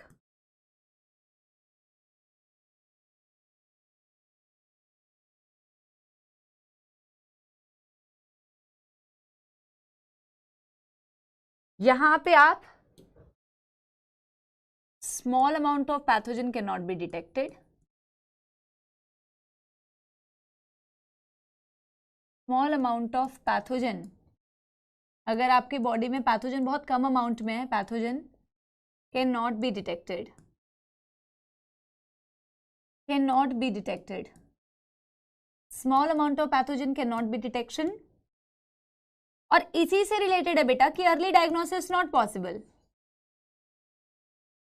Early diagnosis possible ही नहीं है, क्योंकि अर्ली स्टेजेस में बेटा पैथोजन बहुत कम अमाउंट में होता है, जब तक आपको सिम्टम्स आते हैं तब तक पैथोजन बेटा बहुत ज्यादा, पॉसिबल्स लिख दिया मैंने बेटा, जब पैथोजन बहुत ज्यादा मल्टीप्लाई कर जाएगा तब तक तो आपको सिम्टम्स ही आने लग जाएंगे। तो कम अमाउंट में पैथोजन अगर है तो इसमें अर्ली डायग्नोसिस नहीं हो पाती है ना। बस बट इसमें आप कहोगे small amount of pathogen can be detected.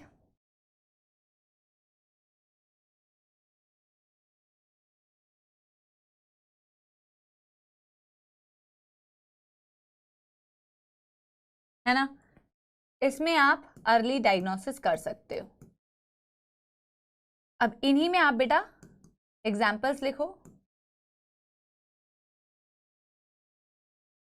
Modern techniques में आप किस किस के बारे में पढ़ने वाले हो? एक तो आप पढ़ भी चुके हो उसके पूरे प्रोसेस के बारे में, पीसीआर आप पढ़ोगे बेटा, एलाइजा, और आप पढ़ोगे बेटा ऑटो रेडियोग्राफी। देखते हैं आज हम क्या क्या कवर कर पाते हैं। अगर एक आधा बच भी जाए तो कोई बात नहीं बेटा, हम देखते हैं। इसमें हम पढ़ेंगे बेटा सीरम एनालिसिस। इसमें हम पढ़ेंगे क्या, इसमें की जाती है सीरम एनालिसिस, एंड इसमें की जाती है बेटा urine analysis. Done done done done. अब हम बेटा सबसे पहले मॉडर्न डायग्नोसिस टेक्निक में, मॉलिक्यूलर डायग्नोसिस में हम क्या करने वाले हैं बेटा, पीसीआर के बारे में थोड़ा सा पढ़ते हैं कि एनसीईआरटी क्या कहती है। एनसीईआरटी क्या कहती है बेटा, चलिए जी हेडिंग डालते हैं मॉलिक्यूलर डायग्नोसिस। हेडिंग तो डाली हुई थी बेटा, मैंने वापस से डाल दी। अब आप सबसे पहले लिखेंगे पीसीआर।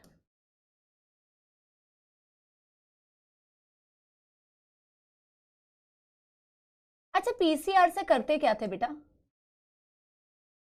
पीसीआर से करते क्या थे एग्जैक्टली, पीसीआर से क्या करते थे?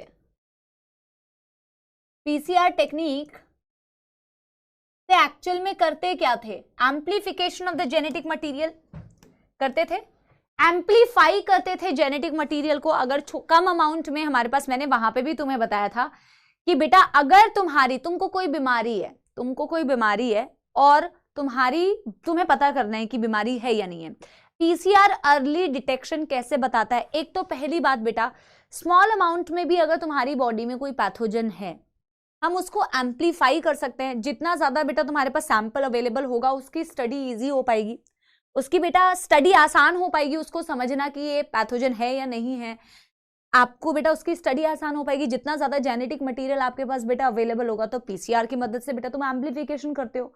बोला है कि पीसीआर बेटा तुम्हारे detection of HIV, early detection of HIV में भी इस्तेमाल होता है। Gene mutations in case of cancer, आप कैंसर के बारे में पढ़ेंगे कि there are a lot of reasons of cancer जिसमें जीन म्यूटेटेड हो जाती है, जीन में चेंजेस हो गए, उसको भी तुम पीसीआर की मदद से डिटेक्ट कर सकते हो। से फॉर एग्जाम्पल बेटा तुम्हारी बॉडी के अंदर कोई पैथोजन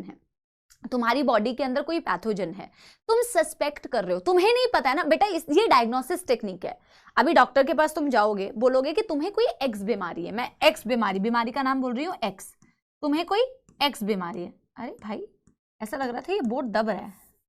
तुम्हें कोई बेटा एक्स बीमारी है, तुम्हें कोई एक्स बीमारी है, उसकी कंफर्मेशन करनी है कि बीमारी है भी या नहीं है। हम सस्पेक्ट कर रहे हैं कि तुम्हें ये पर्टिकुलर बीमारी हो सकती है। तुम गए डॉक्टर के पास, डॉक्टर ने तुम्हारा ब्लड सैंपल निकाला, ठीक है, अब हम मान के चल रहे हैं कि तुम्हें कोई एक्स बीमारी का पैथोजन है, बट अर्ली डायग्नोसिस कर रहे हैं, उसका सैंपल बहुत कम होगा। बट बेटा जो भी इंसान तुम्हारा वो टेस्ट कर रहा है, जिसे सस्पेक्टेड है कि तुम्हें एक्स बीमारी है, कोई पर्टिकुलर बैक्टीरियल तुम्हारा इन्फेक्शन हुआ है, तो बेटा उस इन्फेक्शन के लिए आपको कोई बैक्टीरियल इन्फेक्शन अगर हुआ है, अगर उसका पैथोजन तुम्हारी बॉडी के अंदर है, तो बेटा जो डॉक्टर्स होते हैं, जो भी टेस्ट कर रहे हैं, डॉक्टर से जो भी आपकी जो ये टेस्टिंग कर रहे हैं बेसिकली, उनको बेटा तुम्हारे उस पर्टिकुलर एक्स बीमारी में जो एक्स पैथोजन है उसकी सारी इंफॉर्मेशन होगी कि अगर ये पैथोजन है तो उसके डीएनए सीक्वेंसिंग ये होनी चाहिए, उसका जीन सीक्वेंसिंग ये होना चाहिए, उसकी सारी इंफॉर्मेशन उसके पास होगी, हाँ या ना? सारी बेटा इंफॉर्मेशन होगी ना कि अगर तुम्हारी बॉडी के अंदर ये पैथोजन है, उसकी जीन सीक्वेंसिंग मैम ऐसी होनी चाहिए, उसकी सारी डिटेलिंग मैम ऐसी होनी चाहिए डेफिनेटली। प्रॉब्लम ये थी कि पैथोजन बहुत कम अमाउंट में प्रेजेंट था, तो तुमने क्या किया बेटा, सैंपल निकाला, उसमें पीसीआर लगाया। पीसीआर में क्या करते हैं बेटा, डीनेचुरेशन करते हैं सबसे पहले स्टेप में, डीनेचुर, क्योंकि तुम्हें एम्पलीफाई करना है, बहुत कम अमाउंट में तुम्हारा पैथोजन प्रेजेंट है, तुम्हें क्या करना है बेटा, एम्पलीफिकेशन करनी है उसके, तो तुम सबसे पहले डीनेचुरेशन कर रहे हो, दोनों स्ट्रैंड्स को अलग कर रहे हो। अब तुम बेटा दोनों स्ट्रैंड्स को अलग करने के बाद क्या डालते हो, प्राइमर्स डालते हो। प्राइमर्स क्या होते हैं बेटा, छोटे छोटे डीएनए फ्रैगमेंट्स, ओलिगोन्यूक्लियोटाइड्स होते हैं जो आपके इन स्ट्रैंड्स के लिए कॉम्प्लीमेंट्री होते हैं। पहले मुझे बताओ हाँ या ना, जितने बच्चों ने पीसीआर बहुत अच्छे से समझा है उनको तो ये समझने में बिल्कुल ही मौत नहीं आएगी, बिल्कुल ही मौत नहीं आएगी। तुम्हें पता है कि मैम मेरा एक्स पैथोजन है ना, तो उसके डीएनए की सीक्वेंसिंग ऐसी होनी चाहिए, एक पर्टिकुलर सीक्वेंसिंग में उसकी होनी चाहिए, ये उसकी मैम सीक्वेंसिंग होनी चाहिए, ठीक है। तुम इसकी बेटा एम्पलीफिकेशन करने के लिए सबसे पहले डीनेचुरेशन करते हो, दोनों स्ट्रैंड्स को अलग करते हो, फिर बेटा सेकेंड स्टेप में एनिलिंग करते हो, यानी कि इनके कॉम्प्लीमेंट्री तुम प्राइमर प्रोवाइड करते हो। हाँ या ना, सबको याद आ रहा है, पहले मुझे बताओ, सबको याद आ रहा है हाँ या ना? इनके कॉम्प्लीमेंट्री प्राइमर्स डाले जाते हैं, तो यानी कि मैम अगर मुझे ये पता है कि ये पर्टिकुलर पैथोजन का डीएनए का सीक्वेंसिंग ये होना चाहिए, तो मैं उसी के हिसाब से अपने ओलिगोन्यूक्लियोटाइड्स, अपने प्राइमर्स प्रिपेयर करूंगी, हाँ या ना? हाँ या ना बेटा, उसी के हिसाब से प्राइमर प्रिपेयर करूंगी ना। मुझे पता है अगर ये एक्स पैथोजन तुम्हारे ब्लड में है, उसकी डीएनए ऐसी दिखनी चाहिए, और उसके लिए जो मैं प्राइमर बनाऊंगी वो उसको कॉम्प्लीमेंट करना चाहिए। अगर पैथोजन होगा तो ऐसे कॉम्प्लीमेंट्री बॉन्ड बनाएगा, और जब तुम जीन एम्पलीफाई करोगे तो उसकी बेटा बहुत सारी कॉपीज तुम्हें मिल जाएंगी, और उससे तुम्हें पता चल जाएगा कि तुम में प्रॉब्लम थी। मेरी बात समझ रहे हो? तुम्हारे अंदर प्रॉब्लम थी। अगर एम्पलीफिकेशन हो गया, यानी कि मैम हमने जो तिगड़म बिठाया था, हमने जो प्राइमर बनाया था उस एक्स पैथोजन के अगेंस्ट में, मैम वो बिल्कुल उससे कॉम्प्लीमेंट्री बॉन्ड बना रहा है, और कॉम्प्लीमेंट्री बॉन्ड बना के आपके डीएनए को एम्पलीफाई करने में मदद कर रहा है। एम्पलीफिकेशन हो गई, बधाई हो, आपको बीमारी है। एम्पलीफिकेशन नहीं हुई तो नहीं है बीमारी। मेरी बात समझ गए कि इस तरीके से डिटेक्ट किया जाता है। पूरी कॉन्सेप्ट तो बेटा तुम्हें एम्पलीफिकेशन का पढ़ा ही दिया है, कॉन्सेप्ट तो बेटा पूरा एम्पलीफिकेशन का कि कैसे किया जाता है वो तो तुम्हें पढ़ा ही दिया है। यहाँ पे बस ये बोला है कि यार देखो ये अर्ली डायग्नोसिस में क्यों मदद कर रहा है, स्मॉल अमाउंट में सैंपल प्रेजेंट था, हम देख रहे हैं कि वो एम्पलीफाई हो रहा है कि नहीं, क्योंकि हमें सस्पेक्टेड है कि ये पैथोजन अगर है, तो जब हम उसकी एम्पलीफिकेशन करेंगे तो हम बेटा एम्पलीफिकेशन में सेट ऑफ प्राइमर जो यूज करने वाले हैं, वो सेट ऑफ प्राइमर्स उसके डीएनए को कॉम्प्लीमेंट करना चाहिए। अगर बेटा ये डीएनए होता ही नहीं तो ये आरएनए प्राइमर्स बाइंड करते ही नहीं, और बाइंड करते ही नहीं तो जीन एम्पलीफाई नहीं होता, बीमारी नहीं होती, नेगेटिव टेस्ट आता। क्या समझ गए मेरी बात? पहले मैं इसको लिख देती हूँ बेटा, इसको मैं लिख देती हूँ, हाँ या ना? समझ में आ गई होगी आई एम श्योर बात। Small amount of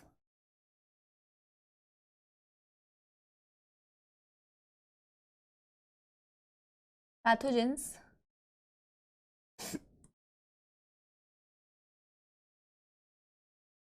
can be detected in the sample by an attempt to amplify them.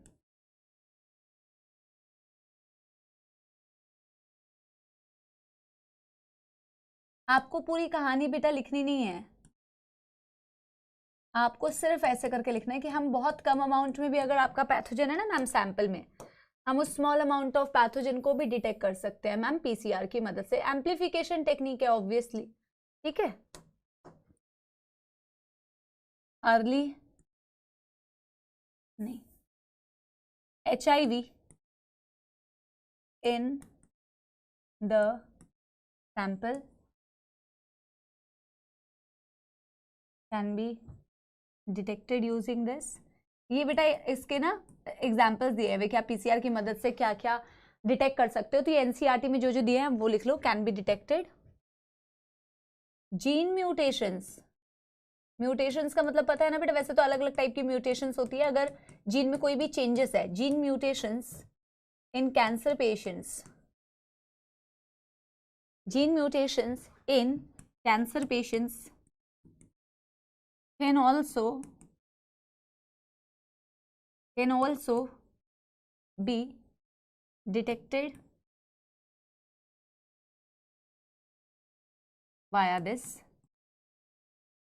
ठीक है, ये इसके बेटा एप्लीकेशंस दिए हुए कि पीसीआर से आप क्या क्या कर सकते हो। मैंने सिर्फ एनसीईआरटी वाले आपको बताए। Done done done done. Next बेटा मैं आपको ना नंबर 2 बताऊंगी, एलाइजा। जैसे कि मैंने कहा क्वेश्चन तो बेटा एनसीईआरटी की उस लाइन से ही आएगा कि एलाइजा की मदद से तुम किस चीज को डिटेक्ट कर रहे हो, एग्जैक्ट इसी लाइन से आएगा या तो इसके फुल फॉर्म से आएगा। एलाइजा का मतलब होता है मेरे प्यारे बच्चों enzyme linked immunosorbent assay. ये क्या लिखा मैंने, इम्यूनो सॉर्बेंट एसए। वैसे तो आप अगर कभी बेटा रिसर्च में जाते हैं, इम्यूनोफील्ड बेटा, इम्यूनोफील्ड मतलब अगर आप बेटा बेसिकली रिसर्च फील्ड में जाते हैं, कभी ना कभी हो सकता है कि आप एलाइजा परफॉर्म करें। Enzyme linked immunosorbent assay, ये इसका पहली बात तो फुल फॉर्म होता है, enzyme linked immunosorbent assay. NCERT क्या कहती है कि इससे किस चीज को डिटेक्ट कर सकते हो, पहले तो वो चीज लिखो बेटा। NCERT says that in the patient antigen or antibody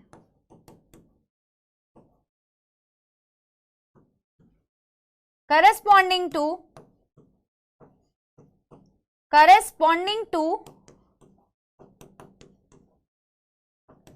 a particular disease can be detected.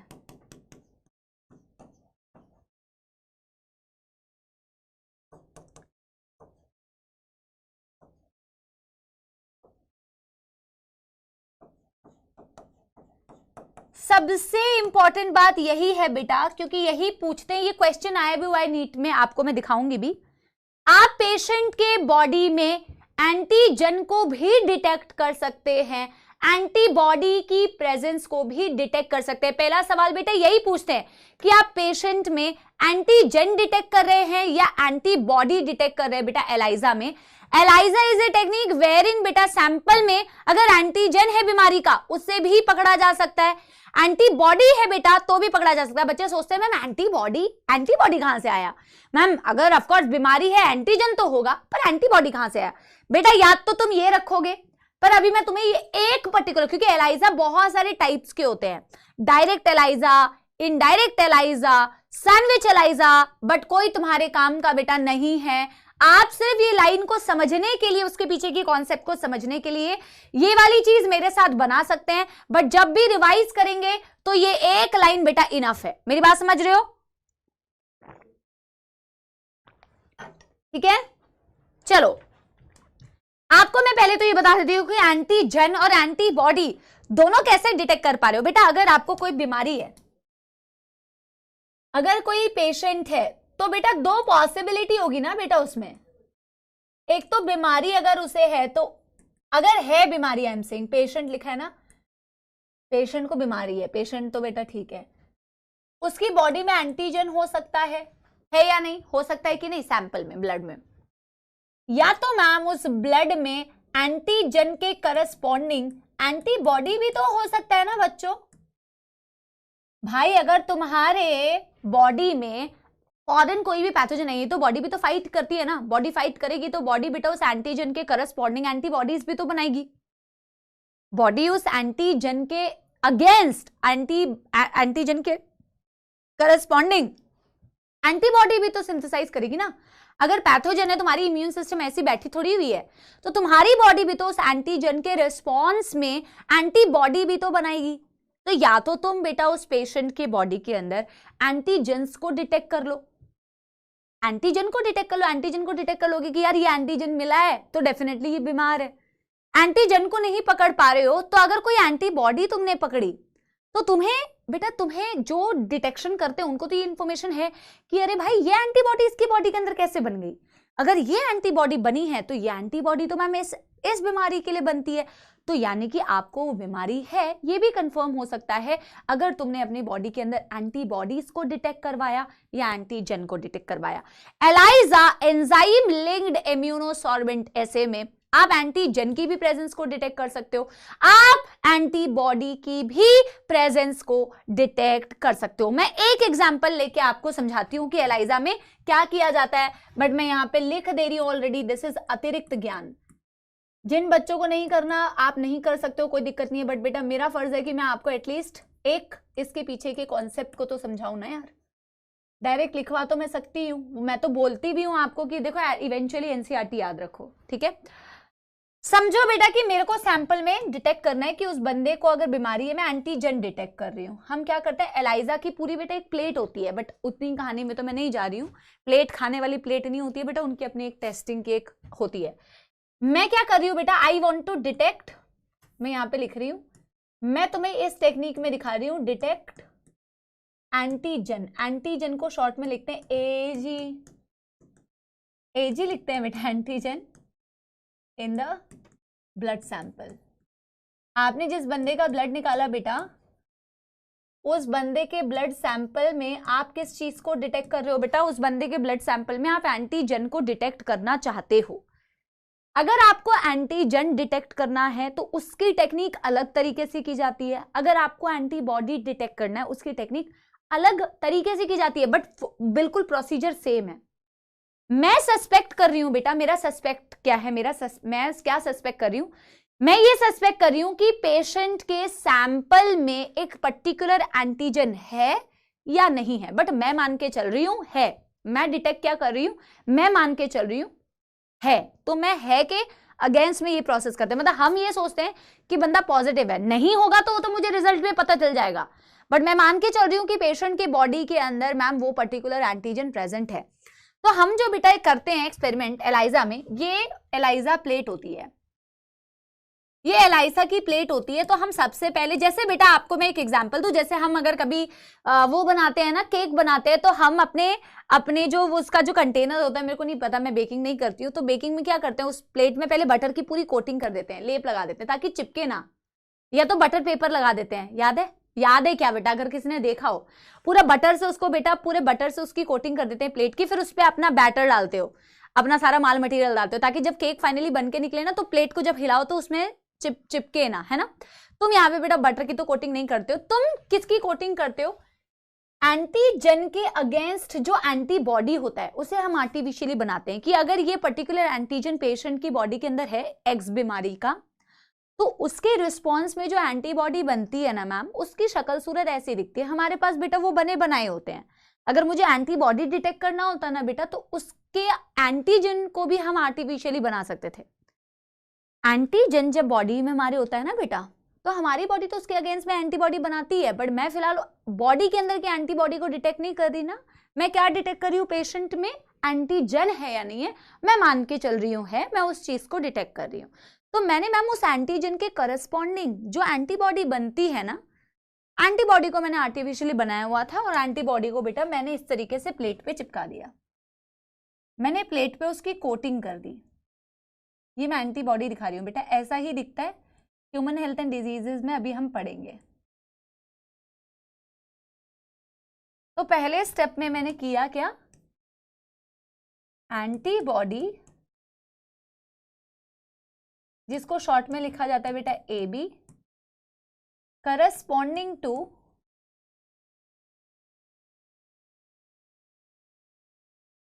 Antigen is coated on to the plate. हम क्या करते हैं, प्लेट पे उसकी कोटिंग करते हैं बेटा। अब इसको पकड़ पकड़ के ऐसे कोटिंग नहीं की जाती है, उसकी अलग टेक्निक होती है कि अलग तरीके से किस तरीके से कोटिंग करते हो।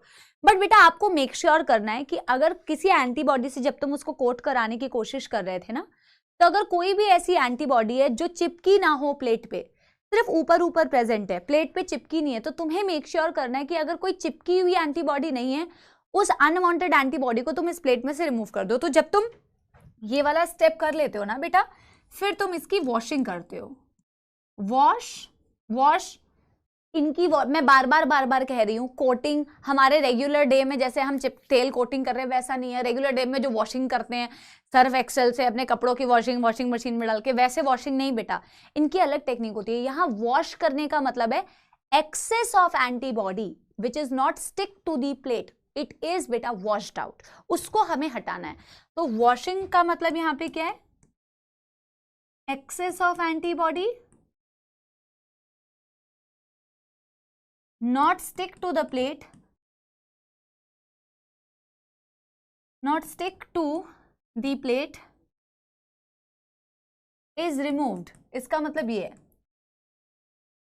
अगले स्टेप में पता है क्या करना है तुम्हें, अगले स्टेप में तुम्हें सैंपल ऐड करना है। इसी में मैं लिख रही हूं, ऐड पेशेंट्स सैंपल, जिसमें तुम क्या मान के चल रहे हो, उसको बीमारी है, तुम मान के चल रहे हो बीमारी है, क्योंकि मुझे तुम्हें पॉजिटिव टेस्ट दिखाना है ना कि कैसे डिटेक्ट किया जाता है, तो मैं तो मान के चल रही हूँ कि बीमारी है।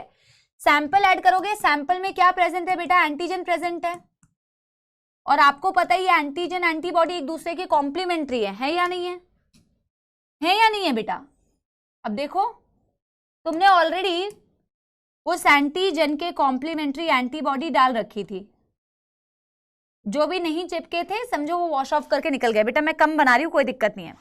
अब तुमने जैसे ही बेटा बंदे का सैंपल ऐड किया, सैंपल में मैम क्या था, पेशेंट के सैंपल में एंटीजन है, देखो हो भी सकते हैं नहीं भी हो सकते, बट मैं मान के चल रही हूं है, क्योंकि मुझे तुम्हें पॉजिटिव टेस्ट दिखाना है।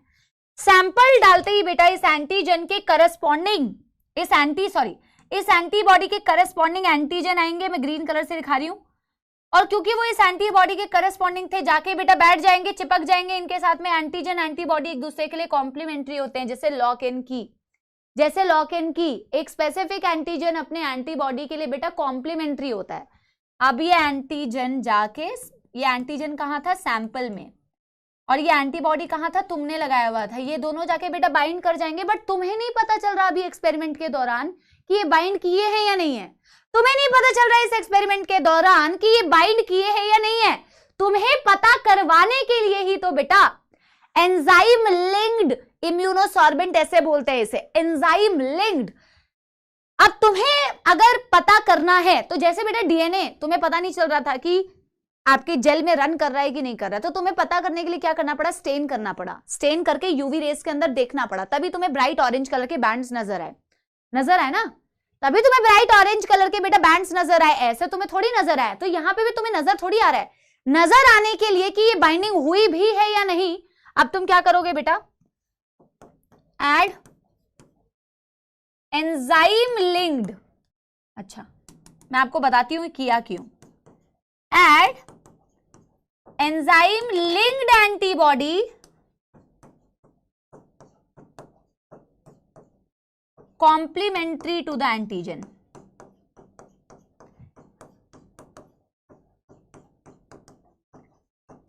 अच्छा हर स्टेप के बाद बेटा वॉश करना तो जरूरी होता ही है, ताकि कोई भी चीज अगर बाइंड ना की हो ना, कोई भी एंटीजन अगर बेटा ऊपर रह गया हो, एंटीबॉडी से बाइंड ना किया हो, तो उसे वॉश ऑफ करके आप निकाल देते हो।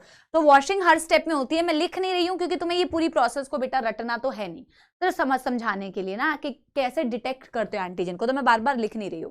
अब तुम एंजाइम लिंक्ड एंटीबॉडी डाल रहे हो जो इस एंटीजन के लिए कॉम्प्लीमेंट्री होगा। वापस से रिपीट कर रही हूं, पहले तुमने ये अपने दिमाग में बिठाया कि यार बंदे को बीमारी है तो वो एंटीजन उसकी बॉडी में होना चाहिए। तुमने पहले से ही आर्टिफिशियल एक एंटीबॉडी बनाई जो उसके कॉम्प्लीमेंट्री थी, तुमने प्लेट पे उसे पहले चिपका दिया, फिर तुमने बंदे का सैंपल डाला, सैंपल में एंटीजन था तो वो जाके बेटा उस एंटीबॉडी के साथ बाइंड कर जाएगा। अगले स्टेप में तुम अगेन बेटा क्या कर रहे हो, एक और एंटीबॉडी डाल रहे हो, खुद से बाहर से डाल रहे हो। पेशेंट का सैंपल सिर्फ एक ही बार डाला, अब तुमने बाहर से बेटा एक एंटीबॉडी डाला जिसमें एंजाइम चिपके हुए थे। इसका कारण क्या है, तभी तो इसे एंजाइम लिंक्ड इम्यूनोसॉर्बेंट ऐसे बोलते हैं। जिसमें क्या चिपके हुए थे बेटा, ये रहा एंटीबॉडी जो सबसे पहले स्टेप में डाला था, ये है तुम्हारा पेशेंट का एंटीजन जो कि मैं मान रही हूं कि पॉजिटिव है। अब तुम थर्ड स्टेप में बेटा एक एंजाइम लिंक्ड एंटीबॉडी डालोगे, अगेन एक ऐसी एंटीबॉडी जिससे एंजाइम लिंक्ड है, एक एंजाइम चिपका हुआ है इस एंटीबॉडी से।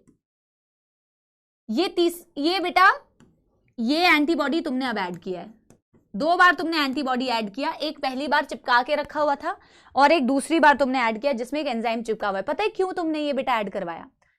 अब बेटा तुमने एक एंजाइम के साथ जुड़े हुए एंटीबॉडी को डाल दिया ताकि वो अपने कॉम्प्लीमेंट्री एंटीजन के साथ बाइंड कर जाए। लेकिन आप मुझे एक बात बताओ बेटा, छोटी सी बात, ठीक है, आप मुझे एक बात बताओ बेटा, ये पूरी कहानी तो तभी हो पाएगी ना जब सैंपल में एंटीजन रहा होगा। जब एंटीजन बंदे के सैंपल में रहा होगा तभी तो बेटा वो जाके अपनी एंटीबॉडी से बाइंड करेगा। जब वो अपनी एंटीबॉडी से बाइंड करेगा तभी तीसरा स्टेप भी पॉसिबल है। तीसरे स्टेप में जो तुमने एंटीबॉडी डाली है वो इस एंटीजन से चिपकने की कैपेबिलिटी रखता है। अगर ये एंटीजन था ही नहीं पेशेंट के सैंपल में तो ये एंजाइम लिंक्ड एंटीबॉडी बेटा किससे जुड़ी होगी? बाइंड ही नहीं की होगी। अगर पेशेंट को बीमारी थी ना बेटा तभी तो ये पूरा कार्यक्रम हो पाएगा, हाँ या ना बेटा? लास्ट में तुम इस एंजाइम को कॉम्प्लीमेंट करने के लिए इस एंजाइम का सबस्ट्रेट ऐड करते हो। एक ऐसा सबस्ट्रेट जो क्रोमोजेनिक सबस्ट्रेट होता है बेटा, याद करो जैसे हम रिकॉम्बिनेंट उसमें करते थे, बीटा गैलेक्टोसाइडेज का सबस्ट्रेट डाल देते थे। अगर बीटा गैलेक्टोसाइडेज है तो वो अपने सबस्ट्रेट को प्रोडक्ट में कन्वर्ट करता था, कलर प्रोड्यूस होता था। यहां पे भी अगर ये पूरा कार्यक्रम हुआ है और फाइनली तीसरी ये जो बेटा स्टेप था जिसमें तुमने एंजाइम लिंक्ड एंटीबॉडी डाली हुई थी, अगर ये जाके अपने एंटीजन से बाइंड किया हुआ है तो सबस्ट्रेट ऐड करने पर कलर प्रोड्यूस होगा, और कलर प्रोड्यूस होगा तो तुम्हें पता चल जाएगा कि पेशेंट पॉजिटिव था। अगर बेटा ये पूरे कार्यक्रम नहीं हुआ था तो जितनी बार वॉश कर रहे थे, देखो जो बाइंड किए हुए वो हमेशा रह जाएंगे, वॉश के बाद भी जो बाइंड नहीं किए होते वो वॉश करने पर रिमूव हो जाते हैं। बट तुम तो कह रहे हो मैम बीमार था ना पेशेंट, तो ये सारा कार्यक्रम हुआ होगा, लास्ट तक ये एंजाइम लिंक्ड जो एंटीबॉडी थी ये चिपकी हुई होगी, और अगर ये चिपकी हुई है तो सबस्ट्रेट डालने पर वो सबस्ट्रेट को कलर में कन्वर्ट करेगी, कलर प्रोड्यूसिंग सबस्ट्रेट होता है, और तुम्हें पता चल जाएगा कि बंदा पॉजिटिव है। ऐसे डिटेक्ट किया जाता है। Isn't it beautiful? 3-4 टेक्निक्स होती है बेटा एलाइजा को करने की, this is one of the technique. जैसे तुमने बेटा सैंपल में एंटीजन को डिटेक्ट किया ना, इसी तरीके से एंटीबॉडी को भी डिटेक्ट कर सकते हो, बट कहानी नहीं पढ़नी है। कंसेप्ट समझना बेहद जरूरी है। डॉक्टर्स बनोगे, कंसेप्ट तो थोड़ा बहुत पता होना चाहिए ना, बट बेटा only you will remember antigen and antibody both can be detected. But I am very sure कि तुम्हें समझ में जरूर आया होगा, समझ में तो जरूर आया होगा। अगर तुमने ईमानदारी से देखा तो तुम्हें समझ जरूर आया हो। ओ माय गॉड बेटा आया होगा। तो मैं यहां पे लिख देती हूं, finally chromogenic substrate, chromogenic substrate is added if color produced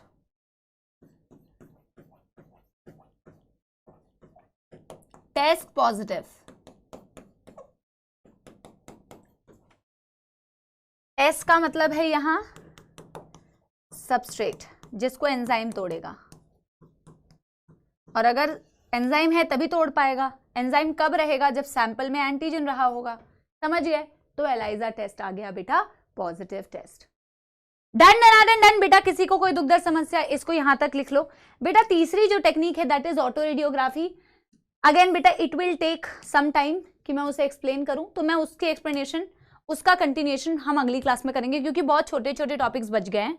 सिर्फ बेटा बच गया है आपका ये ऑटो रेडियोग्राफी वाला टॉपिक है, कंसेप्चुअल। बाकी तो थोड़े थ्योरेटिकल टॉपिक है। ट्रांसजेनिक एनिमल्स क्या होते हैं, उन्हें क्यों बनाया जाता है, एथिकल इश्यूज क्या होते हैं, बायोपायरेसी एक्सेट्रा। तो लास्ट चैप्टर में हमारे पास काफी कम टॉपिक्स हैं। हम क्या करेंगे, पीवाईक्यूज करेंगे, कुछ क्वेश्चन प्रैक्टिस करेंगे, स्टेटमेंट बेस्ड भी करेंगे, और बेटा ये वाले टॉपिक को कंप्लीट करेंगे। मैं ये थोड़ा सा एनसीईआरटी की रीडिंग आपको होमवर्क देके जा रही हूँ। अगली क्लास में हम इसको भी बेटा रीड करेंगे, कोई प्रॉब्लम वाली बात नहीं है, ठीक है। आई एम श्योर आप लोगों को समझ में आया होगा, ठीक है। Do let me know in the comments कि आप लोगों को कितना समझ में आया, कैसा समझ में आया, मजा आया नहीं मजा आया, ठीक है। और हम मिलेंगे अगली क्लास में, तब तक मैं एक छोटा सा गाना आप लोगों को डेफिनेटली सुना देती हूँ, ठीक है।